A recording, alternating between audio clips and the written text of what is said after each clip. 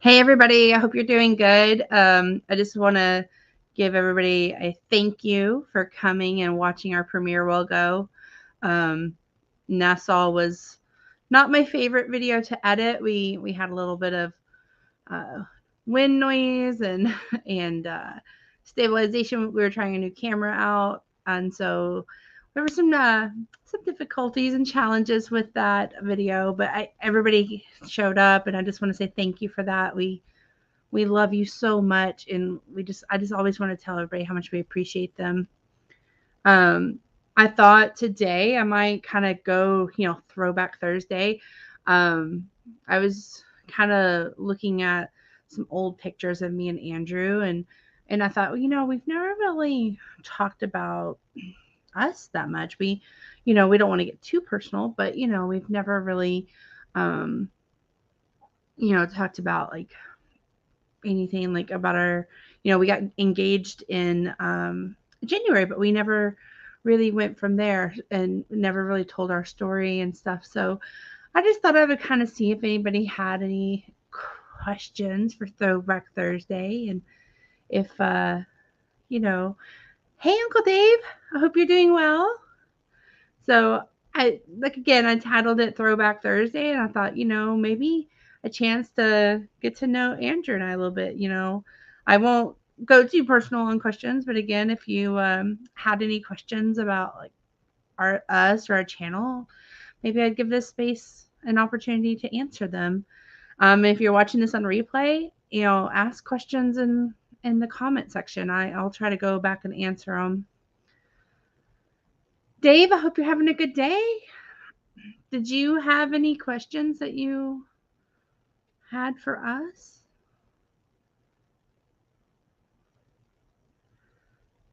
I know I wasn't going to go live today. I said, I'm not going to go live, and here I am. um, so I kind of thought like a lot of people have, I try to think of questions that people have asked us. Like, one that we get a lot is, are you going to have any more children? And we do not plan on having any more children. Chloe's, as far as right now, our plan is to just only have one child, Chloe, and that's probably the number one question Andrew and I get. Are y'all gonna have another baby? No, we uh, we were no kids for a long time, and then we decided to have Chloe, and so that's probably the number one question we get is, are we gonna have any more kids? Oh, Uncle David's saying it's hot. Yeah, it's. I know you're kind of on the Gulf area, like we are. I know you're in like New Orleans area. It's hot. Andrew and I are not really heat people.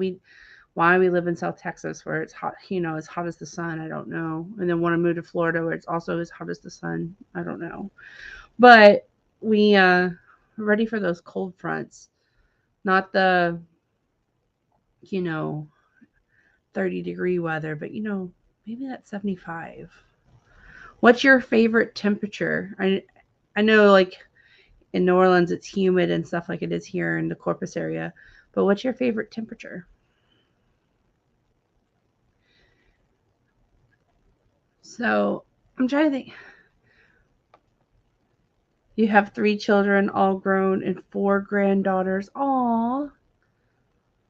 Oh, yeah. Those girls, they can keep you busy. We've, everybody was always like, "Oh, I hope you have a girl," and we were, you know, we were kind of either way. It was just healthy and happy, but everybody was like, "Oh, if you have a girl, be prepared." And boy, I'm paying for how I was as a child. I guarantee you that the atti- the attitude. I mean, and it's so hard for me as a parent not to laugh because like she's, I'm trying to be her parent, and I don't ever want her to lose that like fierceness she has. But sometimes I'm just like, oh my gosh, if you could just please not. Um, let's see, Uncle Dave. Favorite temp is between 50 and 60 degrees. That's me as well. That's my like perfect. I love it when you walk out and it's kind of cool enough for a hoodie, but not too cold or too damp. I that's that's the temperature I like as well, Uncle Dave. Hi, Jennifer. Just received one of my packages of gemstones in the mail.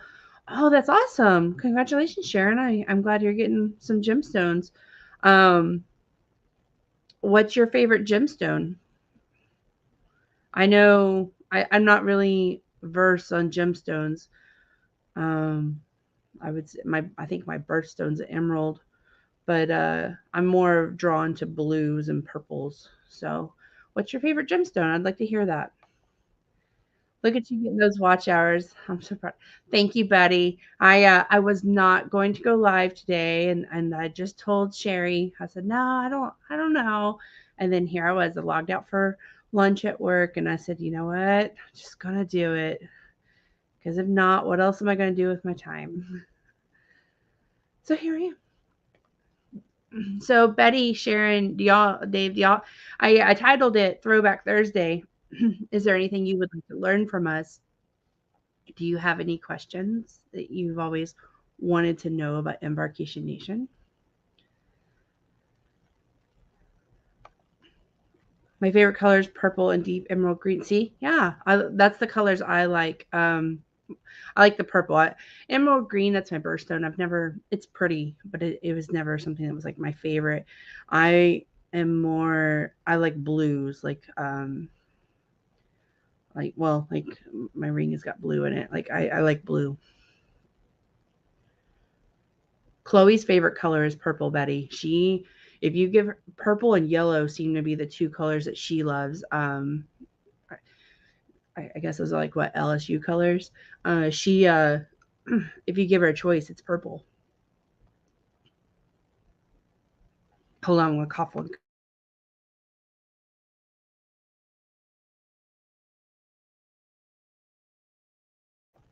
Sorry about that. I uh I was gonna cough. Anyways, amethyst turquoise. Oh my goodness, I can't believe that. Let me get a drink. Betty's least favorite colors are blues. Oh, yep. Scott, you're getting to catch a live, although I was fine. And now I got a cough. Yes, Betty and Sherry have great lunchtime lives. They're awesome. Good morning, Miss Betty. I'm not even going to try to pronounce that first word, but Emerald Adventure. Chloe is feisty like me. Yeah, she's she's a wild spirit. She I should have known. You know, they say like how your birth goes is kind of like how the child. I've heard that like how your child will be. And our birth was so wild. Like I developed preeclampsia. It was like I was 36 weeks, barely. I think I was like 30, 35, 6 or something when I went in the hospital. And the goal was to get us to like as far as we could get. And she was born at 36 weeks and 4 days. Like we tried, but my blood pressure was just not cooperating. And my entire pregnancy with Chloe of Betty, like she was low and in my hips, except for when they tried to induce me. Then she went high and up in my ribs, and that created a whole new challenges. And then the way my blood pressure was spiking and stuff, it started getting to I was on mag and all these things. And so anyways, I was getting to stroke levels, and it was not good. So we had emergency C-section, and I should have known then that she was going to be feisty and give me challenges. I mean, she's our biggest blessing, of course, but I mean, as a parent, some days I'll just have to step back and I mean, like sometimes some of the things she says, guys, like I wish I could catch it on camera. Like she just, um, you just never know with her. Like she's just so random. But yeah, I love her spirit. But some days as a parent, I have to step back and be like, I'm your parent. Um, oh, yeah, he took Bill. That if you are not watching Scott's controversial cruising, who's Scott and Warmstrong Adventures show on Wednesdays, you need to because they're amazing. Um, yep. Temperatures between 50 and 60 degrees. Yep, perfect temp. Oh my gosh, I'm about to cough again. I'm so sorry.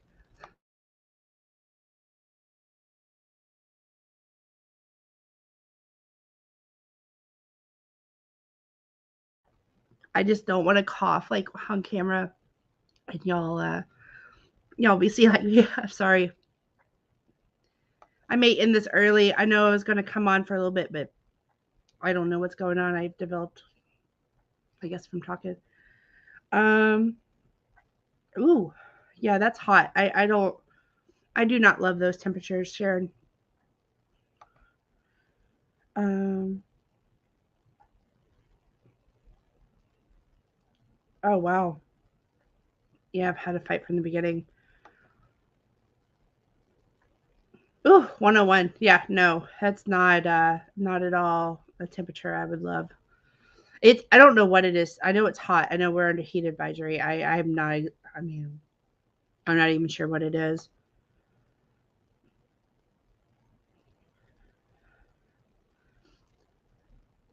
Yep, Betty. I'm telling you.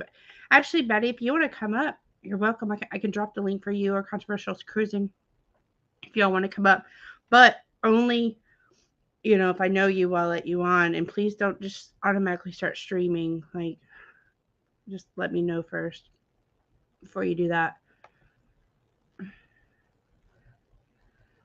Fire signs. Yep.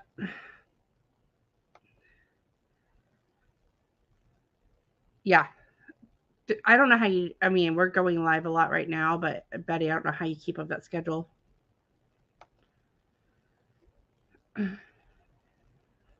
Yeah, that's extremely hot. No makeup. Yeah, I know. That's one thing I said too. I'm like, oh, I should have planned this better. No problem, Betty. So let me. So is there any questions y'all have, like about us? I can answer. I feel like I always hear Bill and them talk about how it sounds like they're talking to themselves. And that's kind of how I feel right now.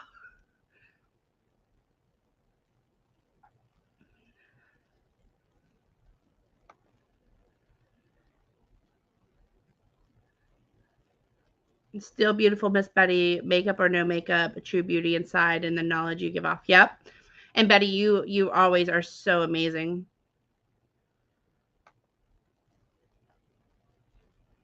Oh goodness, 86 degrees. Is it? And do you have humidity? Betty, that's a compliment. You're gorgeous.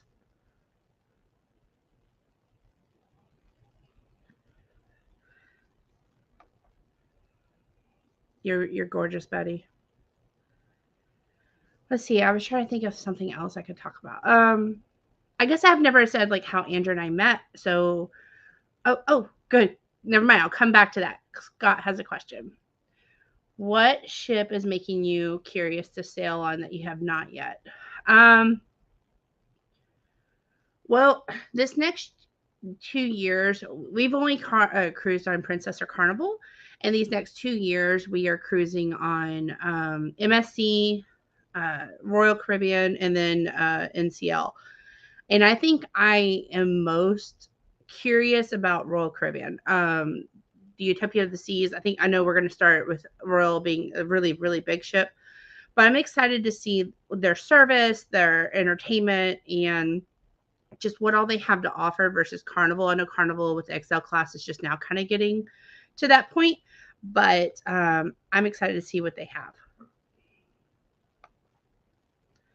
Um, we are in South Texas. We're near Corpus Christi. We're not in the Houston area. We're south. We're south of Houston, near Corpus Christi area. What got you interested in cruising? Um, my first cruise was a family vacation in 2003, and with my mom, dad, and brother, and we sailed out of Miami on the Carnival Triumph, and the experience was just so fun.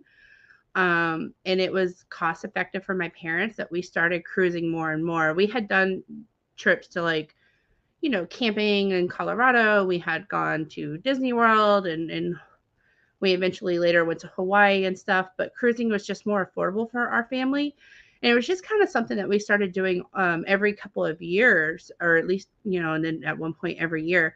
So that's what got us interested. And then Andrew came with us on a family vacation for Christmas time. It was a Christmas gift to us. And then we went in February. And that's how he started cruising. And then he never looked back. He loved it, and it was such a fun. Again, we've always just had such a good time. Our experiences can be similar, but also different, and we always make new memories. Do you have to save money for cruising? We do. So the thing we like about cruising is that we can book it. Like we usually book 18 months out. Like right now we have some that are 2 years out, and that you're able to pay a little at a time. I also like that you can, prepay for your excursions, and your food and drink are covered. In most cases, we do not buy the alcohol package.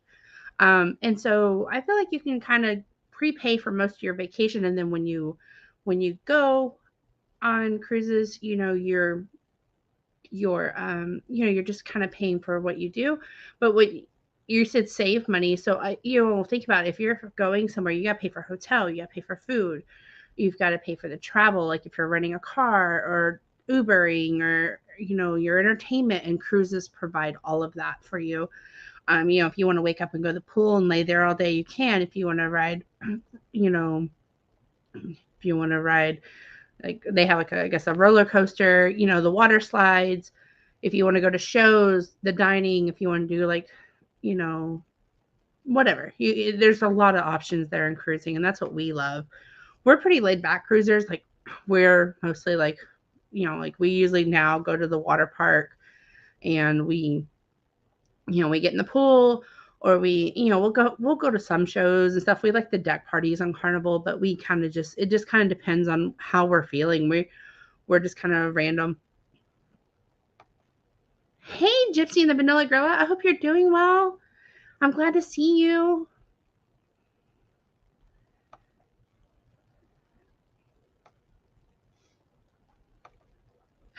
When you get home from cruising, do you unpack right away? No.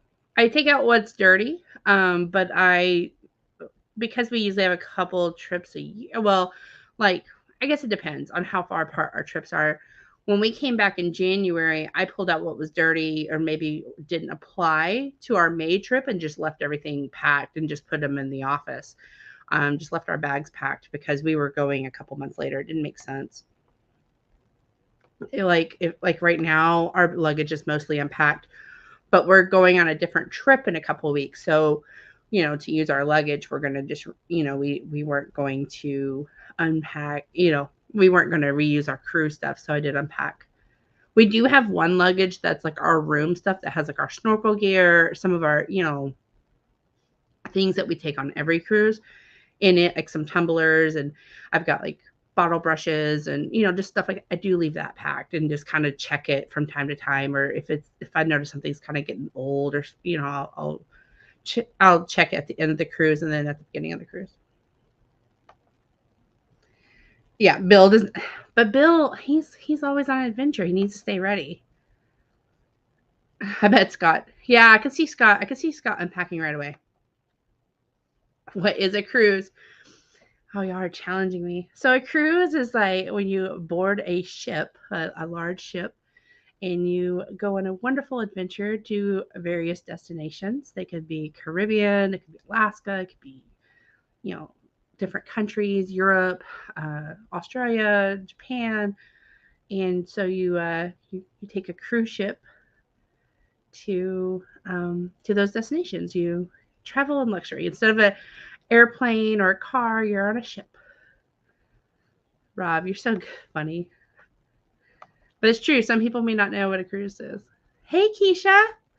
Hope you're doing good.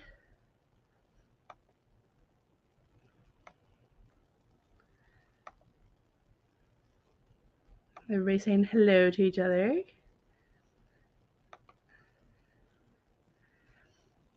So I was trying to take Chloe on a Disney cruise for January of 2025. That was like my initial plan. But when I looked at that cruise, I want to say it was like $5,000 or $6,000 just for that week. I don't even think it was a week. I think it was like 5 or 6 days, and that was a little harder for me to justify. Especially when I can go on another cruise for 2,000. But I still, it is very expensive. I still kind of, but in the back of my mind, I still kind of, I hear Disney does it right. And so maybe we'll take her on a Disney cruise. I mean, our plan is to do so, but I had a hard time justifying like a 20-year-old ship, and that kind of cost going to Cozumel. Maybe if we were leaving out of Florida, like Port Canaveral or something. I don't know. I got to rethink that Disney strategy. I mean, Chloe's about to enter that. I mean, she's kind of already in that princess era where, she wants to be like well, some days she just wants to roll in the mud, but, there's some days she wants to put on like, you know, a dress and her little heels and stuff and walk around the house. So I kind of, those days where it's kind of like, I really don't want her to miss out on that. But at the same time, Disney's expensive. Hey, everybody saying hi. Oh, Betty, you're amazing. They wouldn't say it if they didn't think it was true. Thumbs up, thumbs up. I stole that from Betty. She says that. Oh, good. I'm glad y'all are on holiday until the 14th. I hope y'all get some rest and get to do all the fun things that you want to do. Do you want to go to Bali? I'm down for anything. It's not really a place I've researched, but so I couldn't really speak to specifics on it, but I know it's pretty. And maybe we have other bucket list items right now. I know we've talked about Europe and then going to like Ireland and Scotland and stuff. But I don't know. We'll see how it goes. My hair's doing something weird. I'm sorry. Oh, yep. Hashtag Nation will drop your link. Betty, I think Sharon wants to connect. What made you start a YouTube channel?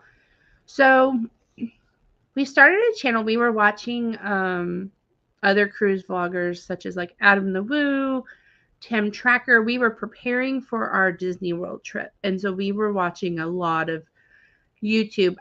Even before then, like 5-6 years ago, I was watching like EECC when they had very little subscribers and they were just going on the Carnival Freedom. And so we always kind of used YouTube to research our trips. And so anyways, we were about to go to Disney World. We were going for 8 days. And we were watching like Adam the Woo, Tim Tracker, some of those channels. And we were like, that'd be so cool to do. Like, we just, that would be neat. Well, Andrew had a channel already. So we were kind of like, go like to the park or something, but then it turned into a way for his mom and his family to see what was going on with Chloe, because Chloe was born 2 months before the pandemic started. And so their visitation for Chloe was very limited since they're up in, on the East Coast. And so it kind of turned into like, hey, we want to show you. We were sending videos and stuff. So it kind of turned into, here's our adventure with Chloe. And then we decided to vlog our Disney World trip, and then people started watching outside of people we knew. First, it was just friends and family, mostly family. And then on the Disney World trip, we started having others watch. That kind of started it. When we went on our cruise in August of last year, I think we only had like 40 or 50 subscribers. We were very, very small. Nobody knew who we were. But then when we came back from the cruise, we really embraced the YouTube blogger, and we've made some mistakes and learned the hard way on a lot of things because we didn't start our channel the right way. But here we are now, grinding for watch hours. But that's what kind of started our channel. It's kind of just so Andrew's family could see Chloe and just kind of practicing at the park and stuff. Because, like I said, we would watch them like Adam the Woo. He goes to like awesome, movie settings and stuff. I was like, that's kind of cool. Like, that's a neat experience, and that's what started it.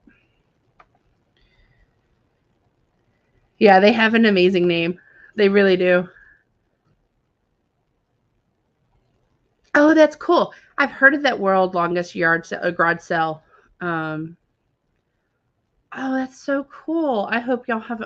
I know y'all are gonna vlog it, but that's awesome. Do you ever get sick on a ship? We have been sick on the ship. We've come off the cruise ship. Actually, this year we came off the cruise ship in January, and Andrew and Chloe actually right after our cruise in January both had a hospital stay. Chloe picked up rhinovirus, which is a common cold, but for her because of the way her lungs are and her asthma, it triggered low CO2, which she ended up in the pediatric intensive care unit, and it was a whole week of events, like the week right after we got back from the cruise. So that was not the way we wanted to end vacation. And then Andrew picked up a totally different virus, not COVID or anything like that. And yeah, so we've had like little colds and stuff on a cruise ship, but this year we came back from the cruise ship with a couple of he had monovirus actually, right? Yeah, he picked up mono, and which elevated his levels on iron. It was a whole situation. That's why our Vista series didn't come out until real late, because Chloe was in the hospital and then Andrew was in the hospital, and there was 2 different viruses. I never got sick from either of that. It was weird. Yeah, you should go on one or two. Yeah, I highly suggest it. Yep, ultimate all-inclusive vacation, beautiful destinations. Yeah. See, I know I'm behind in chat. I'm going to scroll down just for questions.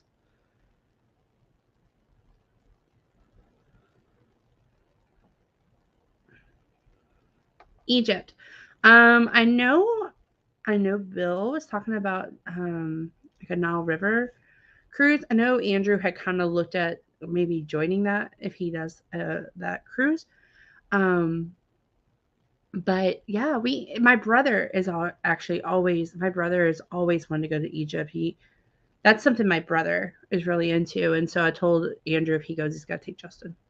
Yeah, Scott, I'll drop the link. Now this is only for Scott. Please, please, please don't just automatically stream to our channel or any of that. I will turn it off. Just please don't. But this is for Scott. Scott, you're happy to jump on. Yeah. Yeah, Disney changed a lot of things that were included now only a certain way. Yeah, Disney, that trip, that was an expensive trip. We did all the things at Disney and it was awesome, but we I don't know. We're gonna go back, but they used to have like a lot of fun, like inclusive things that Disney used to do it right. But I've heard they've changed it a little bit. But that's okay. I understand things are expensive now, but I still can't wait to see how they do cruising. Everybody saying hello to each other. Betty, Scott. Oh, Sharon, subscribe to you, Betty. Yay. Hello, Traveling Check. I hope you're doing good. It's another great channel. It's my uncle. He has awesome shark videos. I need to catch up on a couple of your videos, actually, I think. And, I see him. Hey, Scott. Hello. How are you? Good. Thank you so much for coming up. I always get nervous when I'm by myself. Well, thanks for having me. Of course. I thought we would share our story. I know we had actually cruised together before, and we didn't know it until yesterday. Is that correct? Yeah. When you were talking with Bill, that's a perfect Throwback Thursday topic. You mentioned that you used to always go on the Carnival Dream for Halloween, and I was like, wait a minute, our first Halloween cruise was on the Carnival Dream out of New Orleans, and I had to go back through our pictures and see if like you were in any of them. And you ended up finding a Facebook post, right, from 2017 when we were on the same ship. You were in the Facebook, the cruise Facebook group, and you had asked a question, and I had actually responded to you 5 years ago. Didn't even know who you were. Crazy. That was wild. Yes, and that was the Carnival Dream back in 2017. I went on, I think not back to back, but 3 years in a row on the Carnival Dream on Halloween. So it was kind of cool that we kind of shared that together. That was really cool. I've always wondered, it's like shipmate. I'm always kind of looking to see if our crew, like Bill was one of the first ones. I'm like, I wonder if we've ever crossed paths and just didn't know it. But that was so cool. Right. So I thought so too. Yeah.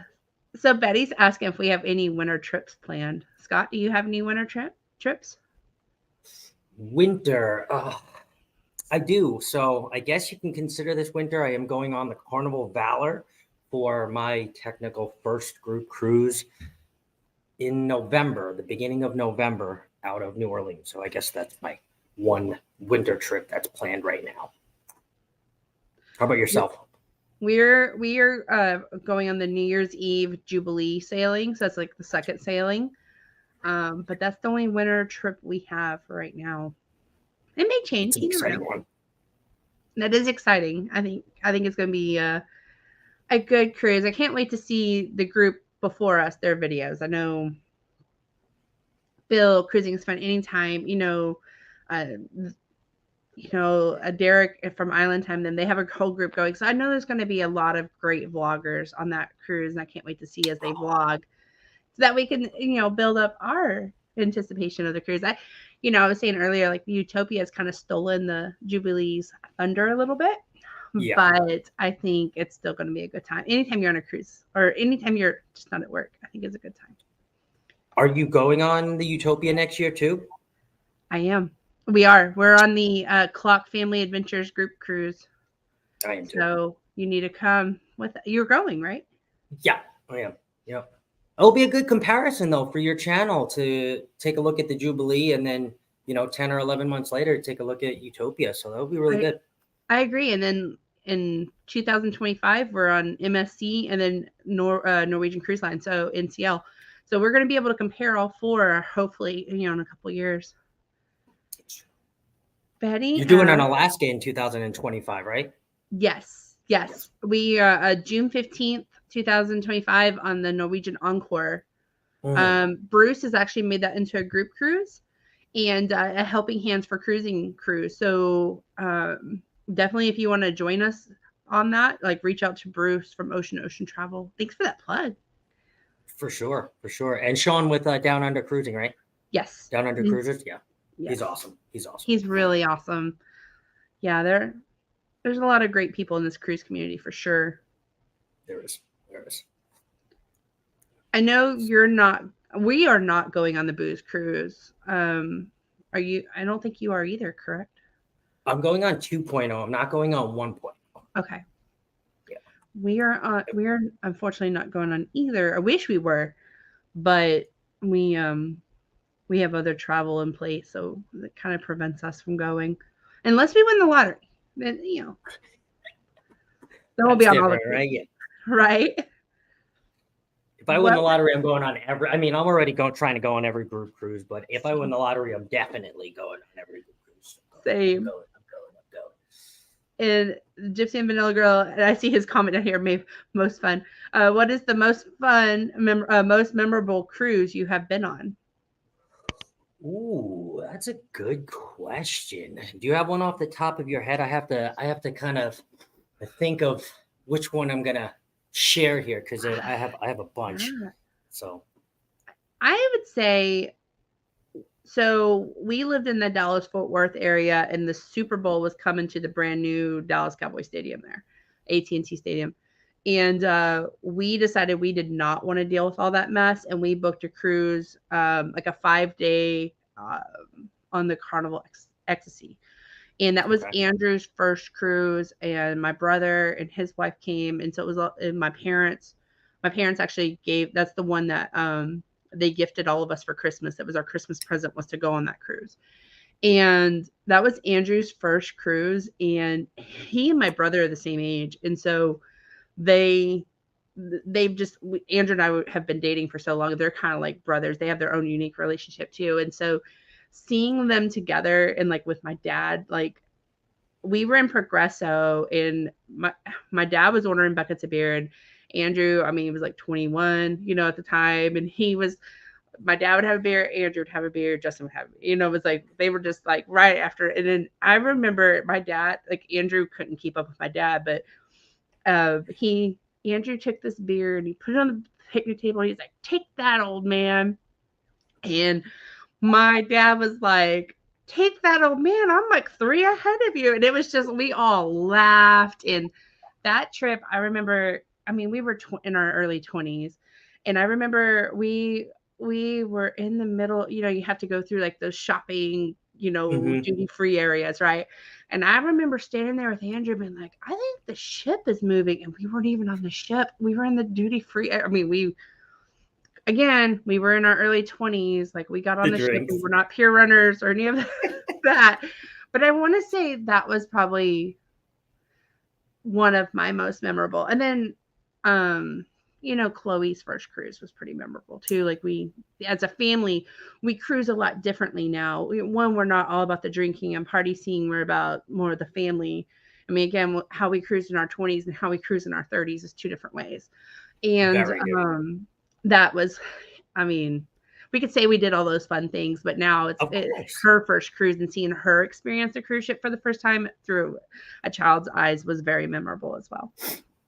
And then to see that, like that kind of like that bromance forming, and like they all the guys are getting along and going beer for beer, and it's like that's cool. That's Yeah, it cool. was cool. Like, my dad and Andrew had a really good relationship even before that, and it was even after that. It was even more. They were even closer. It was fun memories. That's that's awesome. I think mine would have to be, if I had to narrow it down, it would probably be the Dream Halloween 2018. Oh, Solely because I actually had 3 of my close friends go with me. I've talked them into, they were always kind of, okay, take me on a cruise, take me on a cruise. And then it finally came to fruition. I said, hey, my favorite time going cruising is Halloween. I'm like, okay, take us. So we all went. I was Leslie Chow from The Hangover. My love one it. friend was a shower. Now, I don't know where he got it, if he made it, but he literally had like a whole shower, and it literally like a curtain and everything. So he would, like, as a joke, take girls in the shower and then they close the shower. So it was Right. kind of funny. My other friend was Jax from that show with the motorcycle people. Sons of Anarchy. That one, Sons of Anarchy. He had the whole beard and everything, so he didn't really have to do much, but he kind of looked the part. And then my other friend was the Hulk, and he painted himself. I remember helping him paint his back entirely green, like Hulk green. And we were just walking around the ship. I forget who won. One of us won the costume contest that year, but it was just hilarious. And there were great costumes. There was a 6-pack of Corona. There was another superhero. So it kind of like, there was like a battle between the Hulk and I think it was either Batman or Superman. So they were like at the bar together and kind of like, like facing off, or like pretend facing off. So that was probably one of my most memorable years, because that kind of got them into cruising. And then after that, I got to see them take that on and go on cruises. Now they're all married and have kids and things like that, but now they're still cruising and going on. And it was kind of like their first cruise, or at least their first cruise after being 21. So that was probably That's my cool. most memorable, my most favorite. So That's cool. Yeah, I mean, I think on the cruise that we were talking about, when I was looking through the pictures, Andrew went as Morty from Rick and Morty. Rick, I'm sorry, he went as Rick. See, I didn't watch that show, but he went as I Rick. love that. And I remember, like, that show was just kind of gaining popularity at that time. And like I remember we couldn't get out of the elevator. I mean, people were taking pictures with him in the elevator, and then like we were in the casino, and it was kind of cool. Oh, that's funny. Yeah. Let's see. See if I'm just everybody saying hi to each other. Betty was thanking you for the support. I can't thank you enough. I appreciate It's you. always better when you can do kind of like a live show, Yes. with somebody else. I know. And then like as soon as I went live, I had a cough, like a something in my. I was like, oh my goodness, like, oh, it's okay. I was like, yeah, she caught me in the studio. What now? What? And we haven't gone live together, so. No, we it's been we went once like for a little bit, but yeah. Oh yeah, that's right. We did. You actually, you and you actually had my first live ever. Actually, that's right. It was a pop-up live. Yeah, my first Yeah, I live was like, before come on up, come. starting with Bill. Yeah, I remember. Uncle Dave is letting you know when you come to New Orleans, he'll put you on some good food. You love my polos. Will G has the Freedom and the Jubilee book for December and January. The Freedom, I know I talked about my dad and that cruise, so that's a special ship too, and that special memory. The Jubilee was booked. That's gonna be good. I'm gonna have to cough again. I'm gonna. Oh yeah, that's fine. I can't wait. I'm gonna try to get myself on the Jubilee. Not this December, but definitely next year, because I'm kind of gravitating more and more towards bigger ships now that I'm hanging around the cruise community. So I still do love my older, smaller ships where I can walk 8 minutes from front to back, and I'm okay with that. And mostly a creature of habit when it comes to those things, because I'll adventure in ports, or I'll go get lost on land or something like that. But as far as the boat, I don't know. I just kind of like that. I know where the bars are. I know where Guy's Burger is. I know where the pizza place is, and I don't have to get turned around. So, Exactly. Will G's asking if either of us are going on the family reunion group cruise 2.0. We were supposed to go on that cruise, but I think due to like time off work and everything, we're not going to be able to. That one and the Tropic Like It's Hot are still like they're on our like list with question marks. Like we really want to try, because I know that group on the family reunion group cruise is a lot of fun. Yeah, but we just haven't been able to, with me getting laid off and everything. I don't have the time. I don't think I'll have the time off like I was going to have, unfortunately. Are you planning to go on the family reunion group cruise with like have luggage will travel and them? I'm trying to wiggle my way onto the non group cruise with the Traveling Gilbert, Beach Please, and that entire group, because that entire group looks fun. I can't wait to meet the Traveling Gilberts. I've been talking to them for a while. Teresa and Ronnie just seem like such amazing and wonderful people, and they just look like they have a great time on a cruise. So I'm like, I have to try to find my way on. So I'm talking to a few people, trying to convince them to go as roommates, because it would, right now, as of I think 2 days ago, it would be like pay it all right now. So it's kind of hard to convince them. So yeah, I think Destination Fun is on that cruise on the non in October, and that sounds like that group sounds fun. They're gonna be high energy for sure.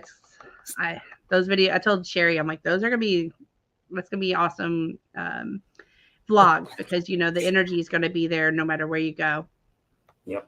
I don't even know the ports. I don't even care. It's that for that, if I end up wiggling my way on, it is just all about the people. I'm just gonna be like the whole time, like, oh my God. I agree. Hey, see me traveling. Hey, Kurt and Marsha. I mean, I just recently found out we're going to get the cruise with them on the MSC, and they were kind of like bucket list YouTubers for us. Like, you have that list, right, of like Bill of Armstrong Adventures and Destination Fun, and like Clock Family, all of our friends, right? And they were on the list of like exciting to cruise with, and I found out we get to cruise with them. It's gonna be a lot of fun. They really have a good show, honestly. In the morning, because I wake up now and I watch Eddie's Morning Quickie in bed. I don't know if I should say that on the internet, but I watch Eddie's Morning Quickie in bed, and then I get myself up, and Kurt and Marsha are on CME, so I've been watching that, and I'm like, this is a really good show. You know, they talk about a lot of good topics.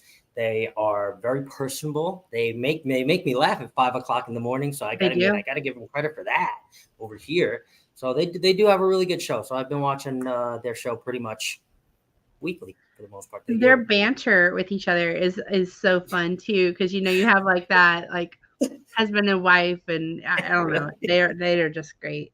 They're just great. And when Marsha gives that look to go, oh, she's like, I know. I told him that the other day. Oh, that was so funny. That was so funny. I know.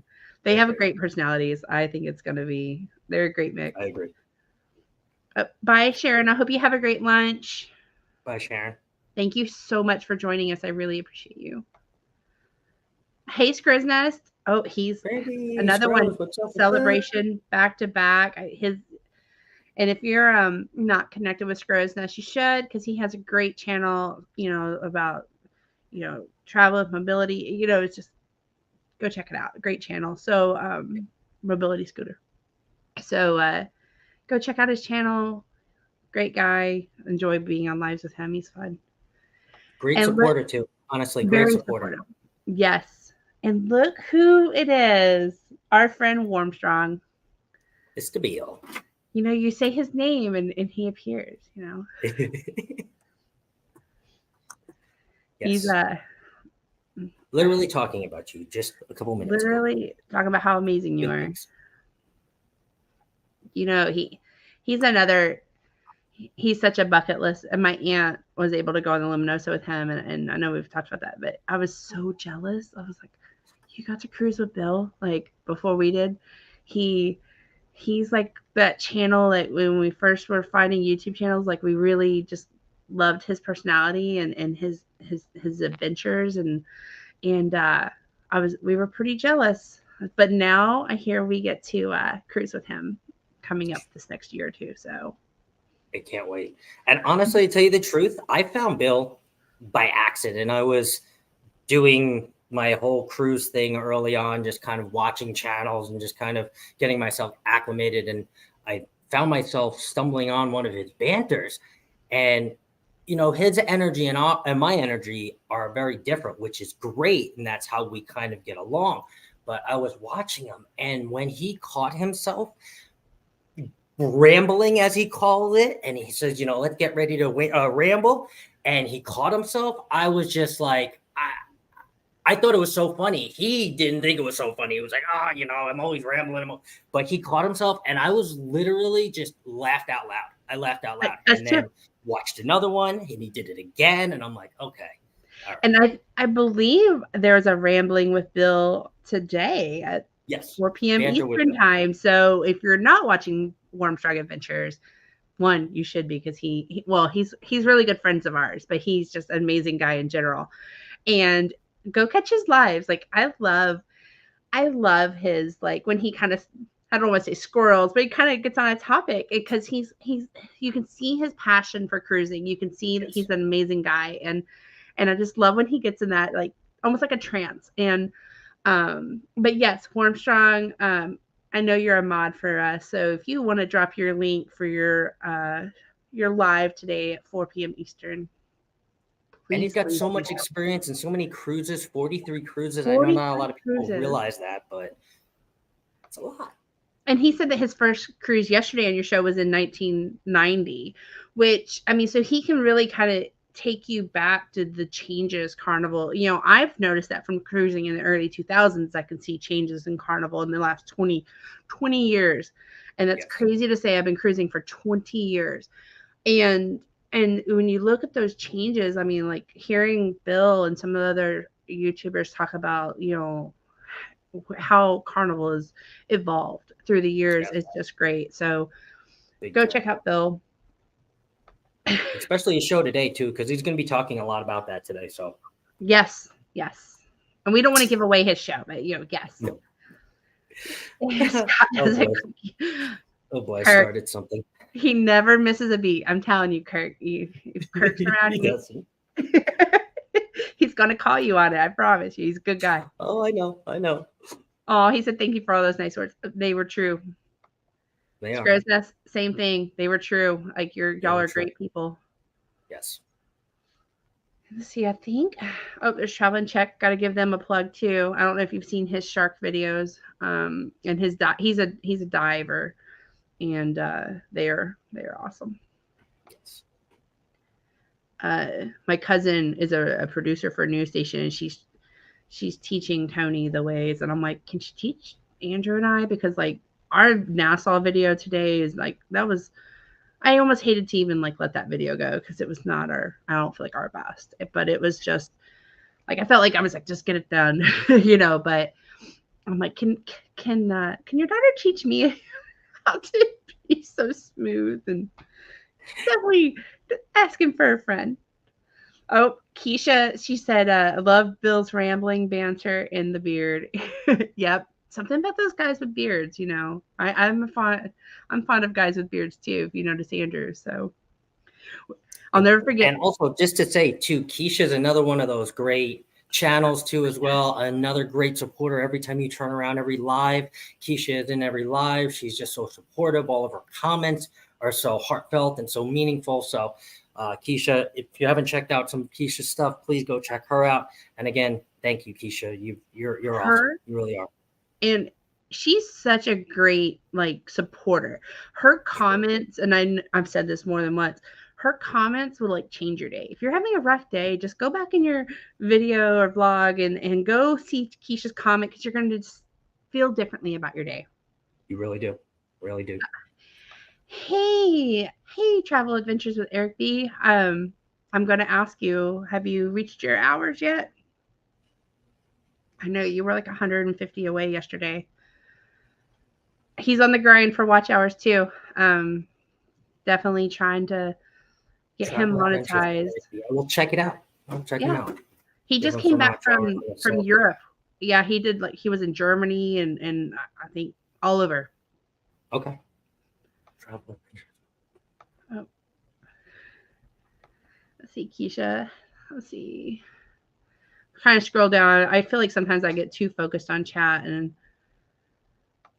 I know that was always the one thing too. I mean, like, so I don't know if you saw recently, I just started a podcast on my channel too as well. And that was the whole meaning for that. I mean, don't get me wrong, I love going into the chat and I love, interacting with everybody.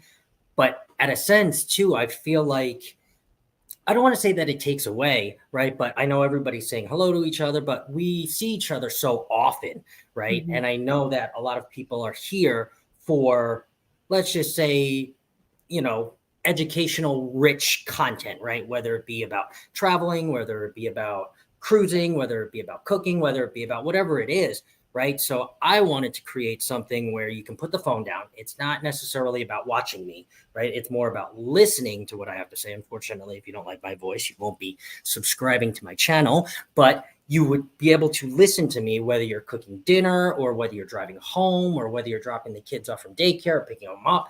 And it's something, if you're subscribed to my channel, because I talk all about cruising, then it's something that you can listen to on the go, right? Without having the pressure of, let me say hi to this person, let me say hi to that person, because there is no chat. And I pre-record these videos on purpose with that intention that there is no chat on the side. There is a chat when I premiere it and it goes live. And it may be 2 or 3 hours from when I record it, or it may be 2 days. It just depends. But that was the whole intention behind that, of just, taking that kind of intro pressure off, taking the whole, let me play some, flashy music and intro myself, and let me have to, take 10 minutes to say hello to everybody and greet everybody, which is awesome. And there's a time and place, but, when you kind of want to, we'll go back to Bill, when you kind of want to ramble, right, on a podcast, I think just kind of getting into the topic, and if people want that kind of, I think, yeah. And I think that does set you apart. Like I noticed with your shows, it's one thing I love, because I feel like Andrew and I, or even, others, we get kind of lost. Like today I titled it just Throwback Thursday, because I thought, well, I know I'm coming up here just to kind of no topic in mind. So hopefully that ask us any questions, but I know sometimes it's like, we've try to get better about being on topic, but sometimes, you know, chat will throw us off a little bit and we go down some rabbit holes. So I do feel like you and Bill yesterday, like y'all stay on topic pretty well. And that's one thing I do appreciate, because I had you on our TV. And so I was able to do things, but I was able to see you in the, you know, and listen to y'all, but, and I was in chat a little bit, but like y'all were so great. It's like, I knew y'all were getting to the point and it was a great show to watch. And I've been to your podcast too. And then, again, it's another thing. Like, I listened to it while I was working that day. It was great. I mean, and then I was getting ready for, you know, live with Sherry. So I love that. I think it's a great idea, and I am excited to see more from you on that. Thank you. I appreciate that. You know, and time and a place. I definitely think as I get going on these lives, there'll be, you know, a pop-up live, and there'll be where I come up and I don't really talk about anything. It's kind of just a Q&A, but more of like a general cruise talk, but a little behind the scenes, since it's kind of, you know, you're live, and I'll share this with you as like a secret. I know Bill's in here too as well, but the great thing about Bill was I went to actually skip that margarita, because that was in our whole script of our outline, and I went to go skip the Margaritaville of the Seas Q&A and wrap up and all of that, because we had taken for what I had thought, again, a perception thing, I had thought we'd take too long going back and forth with the, you know, 5 things, getting back to everybody in the chat. And he was like, wait, hold on, Scott. He's like, you know, let's take a step back. He's like, let's, you know, do you have anything else to say about Margaritaville at the Sea? And, you know, I kind of took a step back, and afterwards we were having a conversation. I was like, you know, thanks, Bill, for, you know, kind of stepping in and interjecting and kind of, you know, putting that topic out there, because it was on there. He's like, you know, don't worry about going over, you know, the hour. I know you were worried about kind of, you know, sticking within the hour to kind of be courteous, but, you know, we only went over by a couple minutes. But that was the good thing, because when you have a partner like that, right, mm-hmm. that knows that I really wanted to talk about it, but I also wanted to be courteous at the same time. No, like, what do you have to say about Margaritaville? I think they would like to hear it. And then, you know, it was only 7 to 10 minutes, but I mean, it was good. It was good. So, and I would say from a viewer's, yeah, and I was gonna say, sorry, Andrew. I was gonna say, from a viewer's perspective, like, I like hearing. I haven't been on Margaritaville at the Sea, so when you do talk about it, I listen. My ears perk up, because it's like, oh, that's new, right? And so I feel like when we, I was glad he brought that up too, because you have a new series coming out, and feel free to give a plug here too for those who maybe, you know, haven't been watching, you know, your adventure on that, and we love hearing it. But I know you've got a video premiering, right? I do have a video premiere. I'm so bad at plugging myself. I hate talking about myself. So I do have a video premiering today at 6:20, I believe, my time. So that's MST, and that would be 9:20 EST. At 9:20 EST, it is day 1 vlog, before things got a little too wasty, Pants McGee, on the Margaritaville of the Sea. So I take you on about a 7 minute video of the food. We don't really get into the entertainment until day 2, but the food, take you around, show you the different bars, take you around.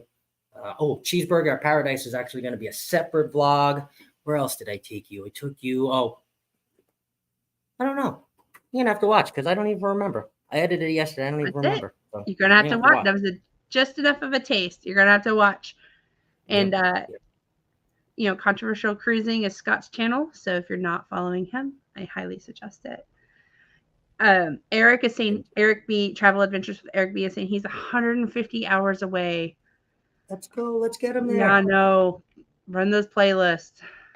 Let's get him there. Crow's Nest is 300 from 3,000. I know it's like there's a group of us. We're on this grind. You know, Clock finally just became fully monetized. I know the rest of us are just trying to get there. So if you have today. Yes. So if you have time, and Crow's Nest and Travel Adventures with Eric B, you know, they could use your help for sure. And then it looks like we're good. I'm not gonna ask you any more Margaritaville questions, because I want to watch the blogs and then, you know, have a conversation about it. I don't want to give anything away, but I feel like when you try a new cruise line, like, there's always that excitement, right? You know, like for us, for Royal Caribbean, you do your research and then you go on the ship, and it's like, does it compare to what you've read, what you've seen? and how your reaction is, because I think that is something we all sometimes miss, is that just because you like it, I like it, and they didn't like it, it doesn't mean your adventure is going to be that way. I know, for instance, I've been on the Carnival Dream 4 times, and all 4 times I have had a different experience. The time I left on a New Year's cruise out of New Orleans in January 2015 on the Dream, and then Halloween cruise in October of 2017, and then last year August of 2022, and then this year.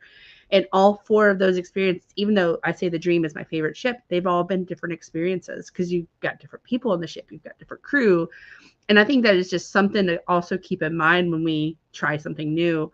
Royal Caribbean, I know a lot of our friends love it. And I'm like, I don't want to hype it up so much to where I'm like high expectations. And then like, oh, this is not what I thought.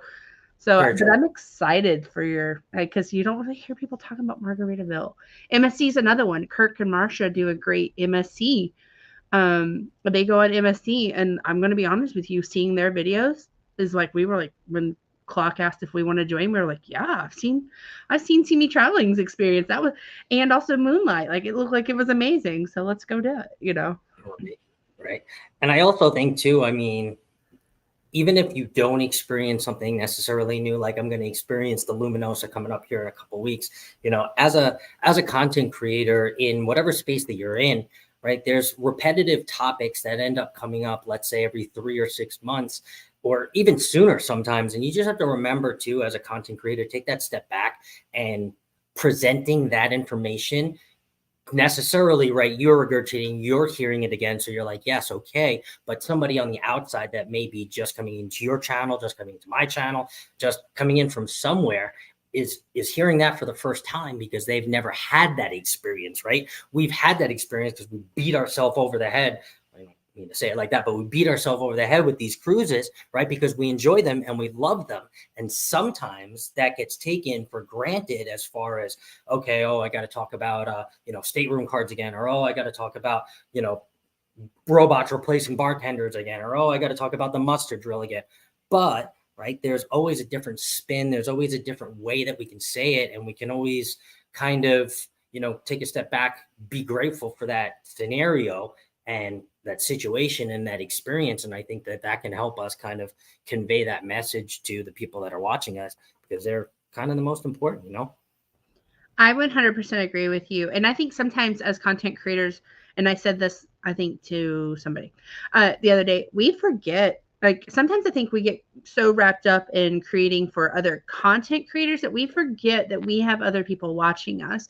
And that's something Andrew and I are trying to reevaluate. I think for so long it was like, just kind of, if we can get into a clique with content creators and they like us, maybe they'll teach us, right? And I think now we're pivoting to a point where it's like, hey, we there's somebody we met on the Carnival Dream, and they commented like, finally Nassau, and I was like, oh, this Nassau video. But they were excited, they want to see if they were in it. They were on the cruise with us, and they had an entire, probably different experience than we did on the Carnival Dream in May. And so they've been following us this entire series through the Carnival Dream, because they did see themselves. They let us know in the Key West video, but they're reliving their cruise as well. Yeah. And I think, so I've always gone back, like yesterday, you mentioned the Halloween cruise. I was scrolling through pictures. I was looking at that chat, reliving that 2017 cruise. And I think sometimes we forget that, even though we've said it more than once and we've repeated ourselves, there's also a whole nother group looking to relive that trip, or also learn from our trip to prepare themselves, and maybe they found us in the middle of a series or something. So I think that is a great point. I just want to really say that. And you can still echo that emotion, right, that you had, and that feeling that you had, right? But that starts with you, right? And then that is only going to be, taken in by that audience, whether it's a new audience or not, right? By the way that you're conveying that message. So if you're just out there like, oh yeah, make sure you get your mustard drill done, it's the most important thing. It's like, hey guys, there's so many ways. There's an e-mustard drill now. You can, there's so many different ways you can do it. And it's like, wow, like, he knows what he's talking about the mustard drill. So, yes. And I do think, I'm going to be honest with you, you've changed the whole game on how I look at us doing content. Like, you're not a young spirit, like your young channel spirit, but your spirit is just so fun. It just really makes us like change the way we look at things. And I know Bill probably feels the same way. Keisha said she agrees with us about experiences. It's, almost impossible for her not to have a great time. She brings her own fun. And I think that is too, if you're miserable, you're going to be miserable. Yeah. There's just something about that. If you're looking for problems, you're going to find problems. And we've had our fair share of things that didn't turn out our way. I can give you every cruise where something I was like, oh, it was a miss. But there's also 90 times more of the hits that we, or the memory we made. And like us, like I was saying earlier, like seeing Chloe and her interaction on things and like the memory we made, that's always going to be a, something special. Of course. And there's a small group of people, maybe 2 or 3 types of people that should never cruise. And the people that, are always going to be complaining, or somebody that you can never make happy, probably should just not cruise. You should just go find what makes you happy. I agree with that. I definitely agree. Tony, or Traveling Czech, is saying he's at 2,500 from his 3,000. He's the new channel. Me too. Uncle Dave has given him a compliment, and there's kind of a conversation. Oh, here, this is what I was looking for. Banter with Bill. Yeah. Can't wait. So it's going to be 3 p.m. my time, but yes, I highly suggest you catch Banter with Bill. It's always I look forward to it twice a week. I do too. He probably doesn't believe us, but I look forward to it. I have notifications on my phone. Thursday's my day off. I'm like, oh, this is great. Sit down with my drink and I'm sitting there watching like a little kid. I know. I don't know. Bill, you have that about you. You have a fan base, Bill. You do. He does. He really, he really does. He has a good fan base. Hey, Bruce. Bruce is another channel. His videos are always very positive too. Like his adventures, him and Cindy, they always have a very positive vibe on their channel as well. And I like that. They're doing a 90-day fitness challenge up into their next cruise. I saw that. So good going, Bruce, getting out there in the heat. I know he's in the Phoenix heat, so he's melting like a little ice cube out there. So kudos to you. I know. Today's video to catch up on, so I will catch up on that. Mike, you do not want to see this. I mean, out there sweaty, I promise you. It's so gross. In July, we had 31 days in Phoenix and Scottsdale, Arizona, where it was over 110 degrees. 31 days. The entire month of July was 110 or more. Whew, I didn't go outside. Yeah. No, I that's like us. We're out here and it's humid hot. So you walk out and it's like it automatically is just like it's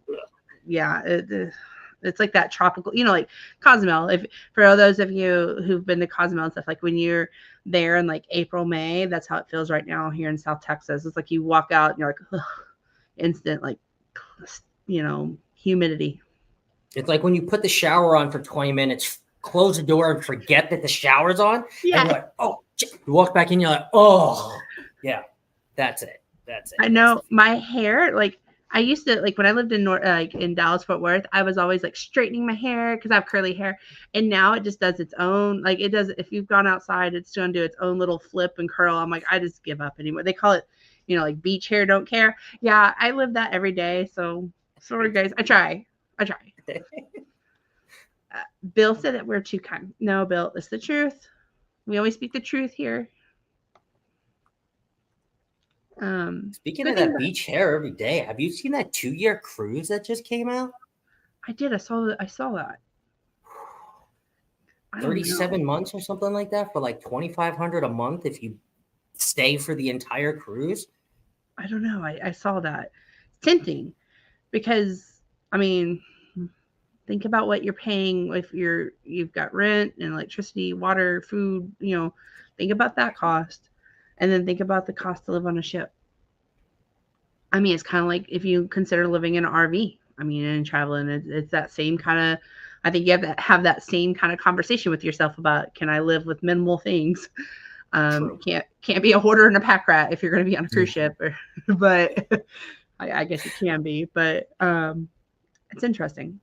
I would forget about souvenirs, or I would make it a point to get at least a little something from every port, whether it was a keychain, because there's like, I don't know, 115 ports or something. And then I go back and be like, oh yeah, I bought that here. Oh yeah, I got that here. Oh yeah, I got that bottle opener here. And be like, oh wow, you know, that's a lot of ports. So when you cruise now, do you buy souvenirs? Hmm. Yes and no. It really depends. So I have to say, so one of my biggest passions in life, I guess, is bringing people that have never cruised or thinking about cruising and ask me questions. And I know that they're knocking on the door, and I just, I'll lead a horse to water, but I'll let you drink when you want to drink. Right. But my favorite thing is when they want to drink and they're like, okay, I got money, let's go on a cruise. I'm like, okay, let's go on a cruise. Take them on a cruise. Mostly it's with my friend El Jefe Savio, and we have a great time. And I absolutely, absolutely love doing that. However, there are some people now that I have made this channel that are coming in little by little, or I should say lot by lot. And I've been buying souvenirs for them because it's my way of kind of being like, here's a Bahamas keychain, here's a Cozumel keychain, here's a Cozumel t-shirt. And they're like, oh, you thought of me on your vacation? And they're like, I got to cruise with you. And it's just, I'm not saying that is what gets them to cruise with me, but Right. At the ultimate end of the day, I kind of want to cruise with all my friends, and I want everybody to at least try it if they want to. If you don't and you're afraid of the ocean, or you have a fear, or you don't want to, I'm never going to force that on you. But I know if you dip that big toe in and you let me come on and take a swim, you're gonna love it. You're gonna Right. absolutely love it. So I agree with that. So we used to, like first cruising, we would buy all the things, right? Like that you see it in all the ports. The like the tropical background with the palm trees on the surfboards, or the plates, or the keychains, and then the shirts that have like, the same print, and it was like, oh, I don't know if I'll ever see this again. I've got to have this. um so we went from that stage, right? When you're first cruising and like you buy all the things. I mean, I've bought some random things in my time. And then now I find myself like it's very random what I buy. It has to really like catch my attention and be unique. You yeah. know, um, used to it was like, oh, that has a sea. I love sea turtles. Oh, it has a sea turtle. It's a surfboard. I would buy it. And now it's like, you don't really need that. You're just gonna put it in your nice little closet of cruise things, and then 2 years from now, I'll be like, oh yeah, I have this. You'll think about your trip. But yeah, but we have been, as we've started our channel, like maybe we should start buying things for our supporters, and then like raffles and stuff. I love that you did the bottle opener from Margaritaville. I actually did this last trip. In Key West, I bought a bottle opener from Margaritaville, very similar, and I was like, that was a cool gift. But yeah, like now we just kind of buy more purposeful things. But I think it's as you kind of go through your cruising journey, how even your souvenir purchases change. Yes, very different. I mean, now this was like my big purchase besides the shirt at Margaritaville, and that was only. I mean, honestly, if I didn't have the channel, I probably wouldn't have bought it. But it's things to go on this shelf back here, even though I'm completely in front of it, and it's also things to like hold on camera, like Margaritaville at a seat. But Same. other than that, it's Same. Like we've done the same thing. Like this last cruise, we bought a lot of the souvenir cups on Carnival because they have like the whale tail, like with the rum punch in it, and the different tumblers and stuff, and we found ourselves buying more stuff like that, thinking of a potential background. Although, if you notice, I always have the green screen on, so there's those thoughts. So is there any, I mean, like, again, I titled it Throwback Thursday, so I don't want to go too far. If you had any questions for me and Scott, if he wants to choose to answer them, Says I know, right? You can be like, not that one. Thanks, but no thanks. Let's Right. see. I'm trying to. Let's see. I've got such a great co-host on here. I'm trying to think of some great questions to ask. That I without giving away your podcast and stuff because I want people to go listen to them. You can ask me Margaritaville of the Sea questions if you guys are curious. I mean, I'll answer them. That's fine. So Yeah. Well, I figured there's a lot of Jimmy Buffett. If you've been into Margaritaville, they've got the good playlist. The whole vibe of, and I was just wondering, is it like Jimmy, like when you go to Carnival, you're going to hear the wobble and you're going to hear, is that kind of true with Jimmy Buffett? Like if you're a Jimmy Buffett fan, that's a good cruise for you? So I was actually really surprised. I mean, I also cruised Jimmy Buffett and Margaritaville of the Sea at the end of July. So basically, I assumed to see all families. However, I do have to say I was surprised at the amount of families and the amount of kids that were on the ship.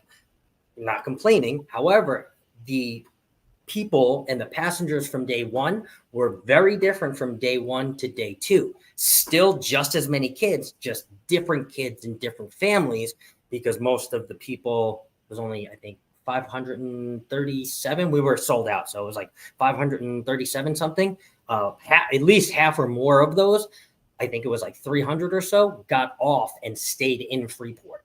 And then we unloaded another like 200 or something in Freeport that were completely different and came back with us to West Palm Beach. That's So, interesting. That's very yes, interesting to me. very interesting. And they had a very I have to say, I went up to the sail away party. Oh, that was another thing that's on my video today. You'll see that it was very much like a carnival sail away party. I wouldn't say that it is good as a carnival sail away party, but you could see that they were trying to mimic that. And we had a lot of, anywhere from 21 all the way up to, in their 80s up on the deck. And it was pretty packed for Margaritaville of the Sea. And there was the wobble, there was the Cupid Shuffle, Oh, good. there Okay. was the, what's the other one that they do? The other line dance that they do at Carnival too. So that was all there. That was all there. They were doing bottle tosses too as well, like a bottle show, a dance off too between passengers. She was going over. The cruise director was going over and having them do a dance contest, and then she was going to the other side. It's like, okay, what do you got? Then they would dance off, and they would get a free margarita for whoever had the better of the dance off. So That's it was good. It was good. That's cool. See, and I guess because I've mostly cruised Carnival, like I feel like that is a question I have for when we cruise like MSC or like Norwegian and stuff. You kind of get accustomed to those sailaway parties, even though how many times can you hear the wobble in one cruise? But you know, I mean, I love you Carnival, but like sometimes it's like okay, but in the cruise I'm like okay, I'm good, I'm wobble good for right now. um but it's just kind of one of those things too, like you wonder about those sail away parties in their and how it will be, because you kind of have you get like a custom way of sailing away, right? You have your Yeah. drink in your hand and watching people dance, and I don't know, I mean it's interesting to me, and I would have I not. would add it on. Honestly, if you guys went on a Florida cruise and you had a way to use the Bright Line to get up or down, depending on where you were, I would take maybe like a 4-day or a 5-day Carnival cruise and then follow it up at the end or the beginning, whichever energy you felt was better for you guys, and then connect it that way. So it was a 7-day cruise for you guys. That was also not as expensive as a 7-day Carnival cruise. We talked about it, like when we go on the MSC World America, we're going out of Miami, and we talked about Oh, maybe tacking it on before or after, just because we kind of want to see it. It's not something the three of us, because we got Chloe, we have to pay for flights too to yeah. fly just for, but I can definitely see tacking it on. I think it's a great suggestion, and I would have never thought of it being a cruise for families, because I kind of think of the three, right? But that, to me, when you said that on Bill, with you and Bill, it was like, whoa, wait, it has a kids club, and that really caught my attention. It really surprised me, Two and of I them, like if I'm not mistaken. I think there was one for the younger and one for the older. that. I Okay. think there was like a kids club and a teens club. It could be the same and just two different like play areas that they like, I don't know, take them to. But I think if I read it right, one was a kids club and one was a teens club. So That's Okay. kind of cool That's for a interesting. 2-day cruise. And I It do is. have to say, out of everything, I think I'll say two things. So I'll say the really good, and then I will say the not so good. The one thing that I don't think is so good. The entertainment was phenomenal. Oh, Like, I know I got priority seating, but the priority seating was really no more than floor seating, basically a little closer to the performers. However, even if you were in regular seating, everybody was just in awe. They were just like they were so engaged. The performers were coming down, dancing and singing with everybody, and just having everybody enthralled in what they were singing about. I went to the 80s or the 70s and 80s night. I missed the Caribbean heat, which I should have went to, but I mean, I was just the whole 45 minutes. I was just like, I couldn't stop. I didn't want to blink. It was just so good. And I was like, I couldn't believe for a second. I actually took myself out of the fact that I was on Margaritaville at the sea. And for a moment, I forgot and I thought I was in Carnival. Like I was like, oh shit, that's right. I'm in Margaritaville too. Like, and I was that's like, that's good to know. and they all stood outside afterwards and they were all like, like shaking everybody's hand. Everyone's like, oh, you guys were great. Like, oh, thanks so much. Thanks so much. And then they ran off. And I was just like, wow. Wow. And it was the same performers from night one to night two. They just did something different. So they were That's great. cool. I They were, see. I think we're gonna have to definitely, although it's probably gonna be 2 years before we're there, but it's still, it, I like Margaritaville. I mean, I've like, it's one of the places I frequently like. Vegas, we've been to the Margaritaville there. We usually when we go somewhere, like, I mean, even I can even remember being in Maui and going to the Margaritaville there. It's kind of somewhere I've always kind of liked to go. I mean, the food can be, little hit or miss or a little expensive, but I like the vibe. I like that islandy vibe, and so I can't see myself not wanting to go there. Andrew, he's all about it. He's like, yeah, he likes new experiences. Andrew likes to be, you know, I don't know, challenged. I think on those, like, he likes new experiences. He likes new things. He's somebody who doesn't like the same thing over and over and over. Whereas I'm probably more the person that likes things. I like to know what I'm getting into and that consistency. Where he's like, he gets bored kind of easily. So I think it'd be interesting to see for sure. yeah. And they didn't really they played a lot of Jimmy Buffett music, but they also played other music too, other island type of music. So they didn't necessarily beat you over the head with it, but it was a little repetitive. I heard Margaritaville Right. 6 times in the 2 days. So, but it was also really enjoyable, the other music that they played, and it just gave you that island feel. The other thing that they had too, I don't know, I guess it's not the carnival quest, but they did have a quest which actually got pretty rowdy, not gonna lie. It was Ooh. 50, or no, there was 8 series of 8 different scavengers or 8 different tasks that were asked by each team. And I mean, it started off light as carnivals usually does, and then it got pretty raunchy. It got raunchier, and I mean, at the end there was the change the one male that you have in your team to a complete female, that whole thing. And then they had them introduce themselves as a female and say what they did at night in their best female voice. So I'm Samantha and I work at the night. And they were all dressed up in either like a wig or like, a girl's like dress that was like supposed to be hair or something. And they had a pocketbook on. And I mean, it got pretty funny, not going to lie. You'll see that if you tune into today's video. Okay. But as So far as that goes, I was like, on a 2-day cruise, they're doing a quest, and there's like yeah. 200 people in this Euphoria lounge, like watching and like, oh my god, he did not, oh my god, like it was wild. So everybody, you've got to go check out Scott's premiere tonight. We've never been to Quest, honestly. I think we've always Andrew. They didn't have it for a while, and then Yeah, I just when you're cruising with your parents, it's not really something you're going to go to either. So I'm just saying. So it's true. we haven't been to Quest, but that's something I think we're going to keep a better eye out for now that we're Yeah, I know older. that Carnival's bringing it back too. So little by little, they're bringing it back. So Yeah. it's kind of fun. That's exciting. Man, I'm glad that I'm glad you went and did this experience. I can't wait to see it. I think I know you're glad too.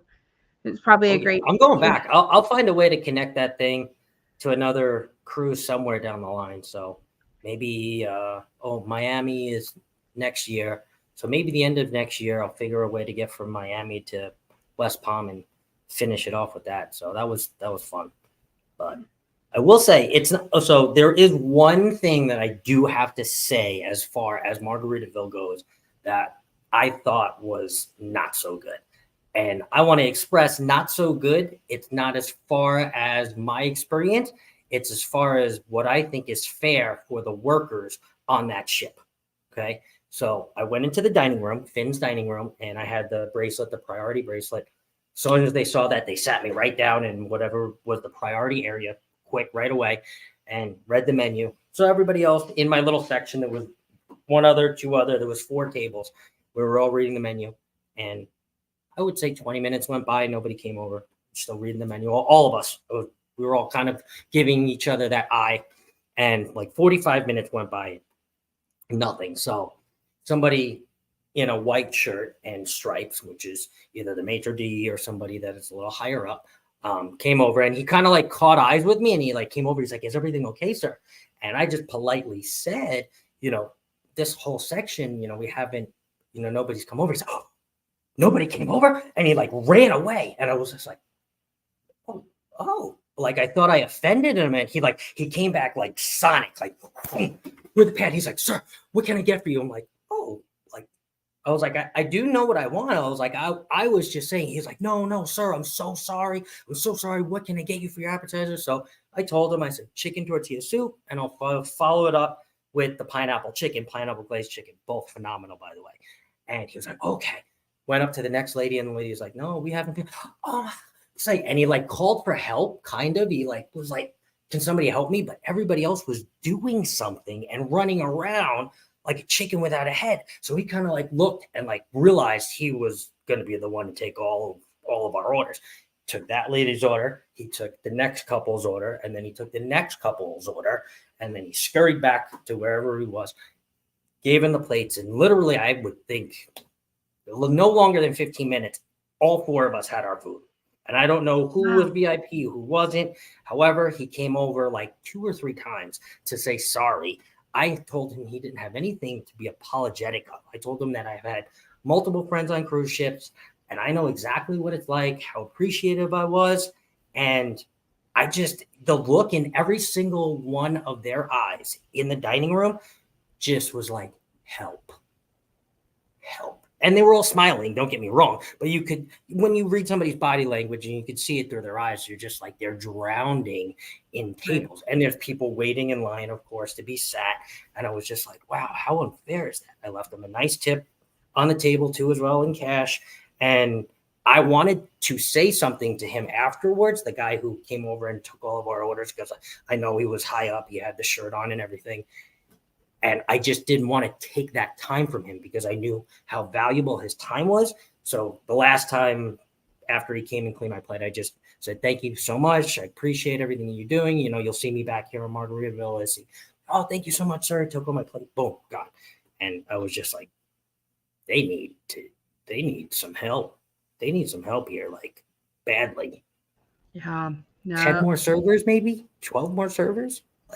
And it's not a big dining room. Don't get me wrong. It is not a big dining room at all. Maybe less than 50 tables.